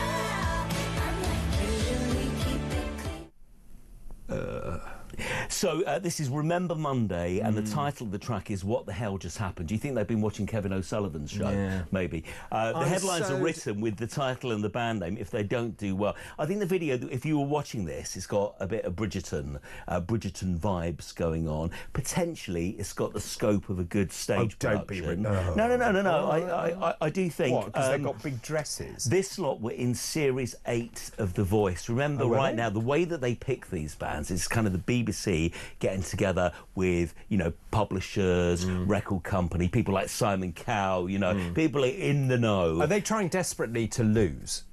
Well, because they're really good at that. It's different. It's the first girl group since 1999 to do this. It depends what the others are like, I suppose, doesn't it? Depends how rubbish all the others were. We can't do much worse than last year, though. 18th, but we're about to. Right at the bottom. That is not going to play across Europe. I must say, first play, I was disappointed. I listened to it I listened to it again this morning, and it's slightly. So that's your point, which is I know. But Eurovision, obviously, they go and there are big tours across Europe. Europe, and then the juries decide and all the rest of it. But it's that first impact. When I first heard Ollie Alexander last year, I thought, wow, that's really brilliant. Yeah. Although it didn't end properly. I didn't think there was a pizzazz ending to it. It's finished, but this just, I mean, this is like, I'll clean the windows to it. You're right. I mean, you've only got you've got 3.5 minutes, haven't you? You've got a 3.5 minute window, and people are going to be in busy bars and social events watching this, and will it get the votes? No. I really don't know. No. Watch this But space. is it because the BBC doesn't want to host it because it's too expensive? Well, that's a very... And there, I think we found the root of the well, problem. I do. I honestly do, because we obviously hosted it on behalf of Ukraine, didn't we? Yeah, of course and we it did. cost a pretty penny. It cost and a they lot don't, of money. and they don't want it back. It's like dumbing it down, isn't it? It's not what it was. Well, you remember some greats over the years and through the decades, haven't we? You know. Yeah. But should we talk about Meghan Markle? Oh my gosh! Well, I've never seen so many bad reviews. This is the Netflix. Have you watched it? I started to watch it, and I found that I was on my phone for about 50 minutes of the hour long. It was just... So let's just get this right. Boring. So this is, what is it called, With Love or whatever? With Love. With Love. So it's not even filmed in her house. No. So she also doesn't cook. Yeah, and I don't even think they're her friends. I think the people have just been drafted here. Oh my God, that's it brilliant. just seems really weird. I'm like, have you had any say in this show? I mean, bearing in mind it's called With Love, and you would think that she's had some input into this. However, Netflix have just apparently signed up for a second season of it. It's really interesting. It's such a, you know, you've been talking about this in the States. There's definitely a backlash against them. Variety magazine, and they've been all for the Montecito couple. They have absolutely slammed it. A Montecito ego trip. I love Jan Moyer from the Daily Mail. She said it's meant for people who need recipes to make ice cubes and TikTok, you know, foodies. There are some great memes going about on social media, which is basically people taking out chocolates they've bought in the supermarket and putting them in plastic and then wrapping them up and going, oh, this is with love, you know, and basically... Oh, I have to go to a break. Okay. Let's continue very quickly with your theatre and cinema picks after this break. This is Weekend Breakfast. Good morning.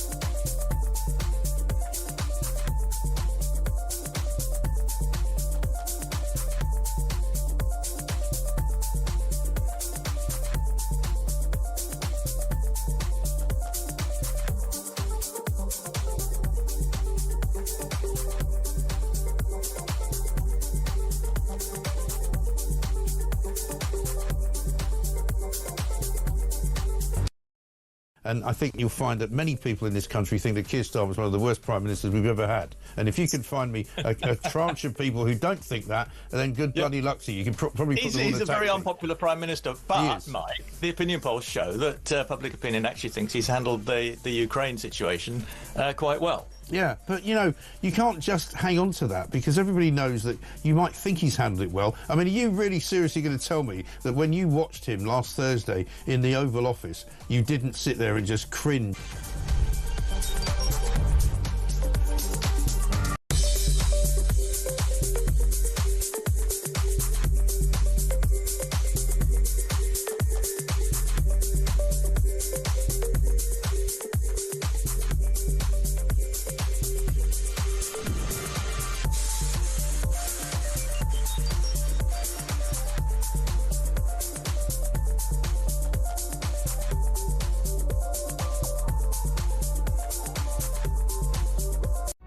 Across the UK, on DAB+, on your smart speaker, on your smart TV, and on your side.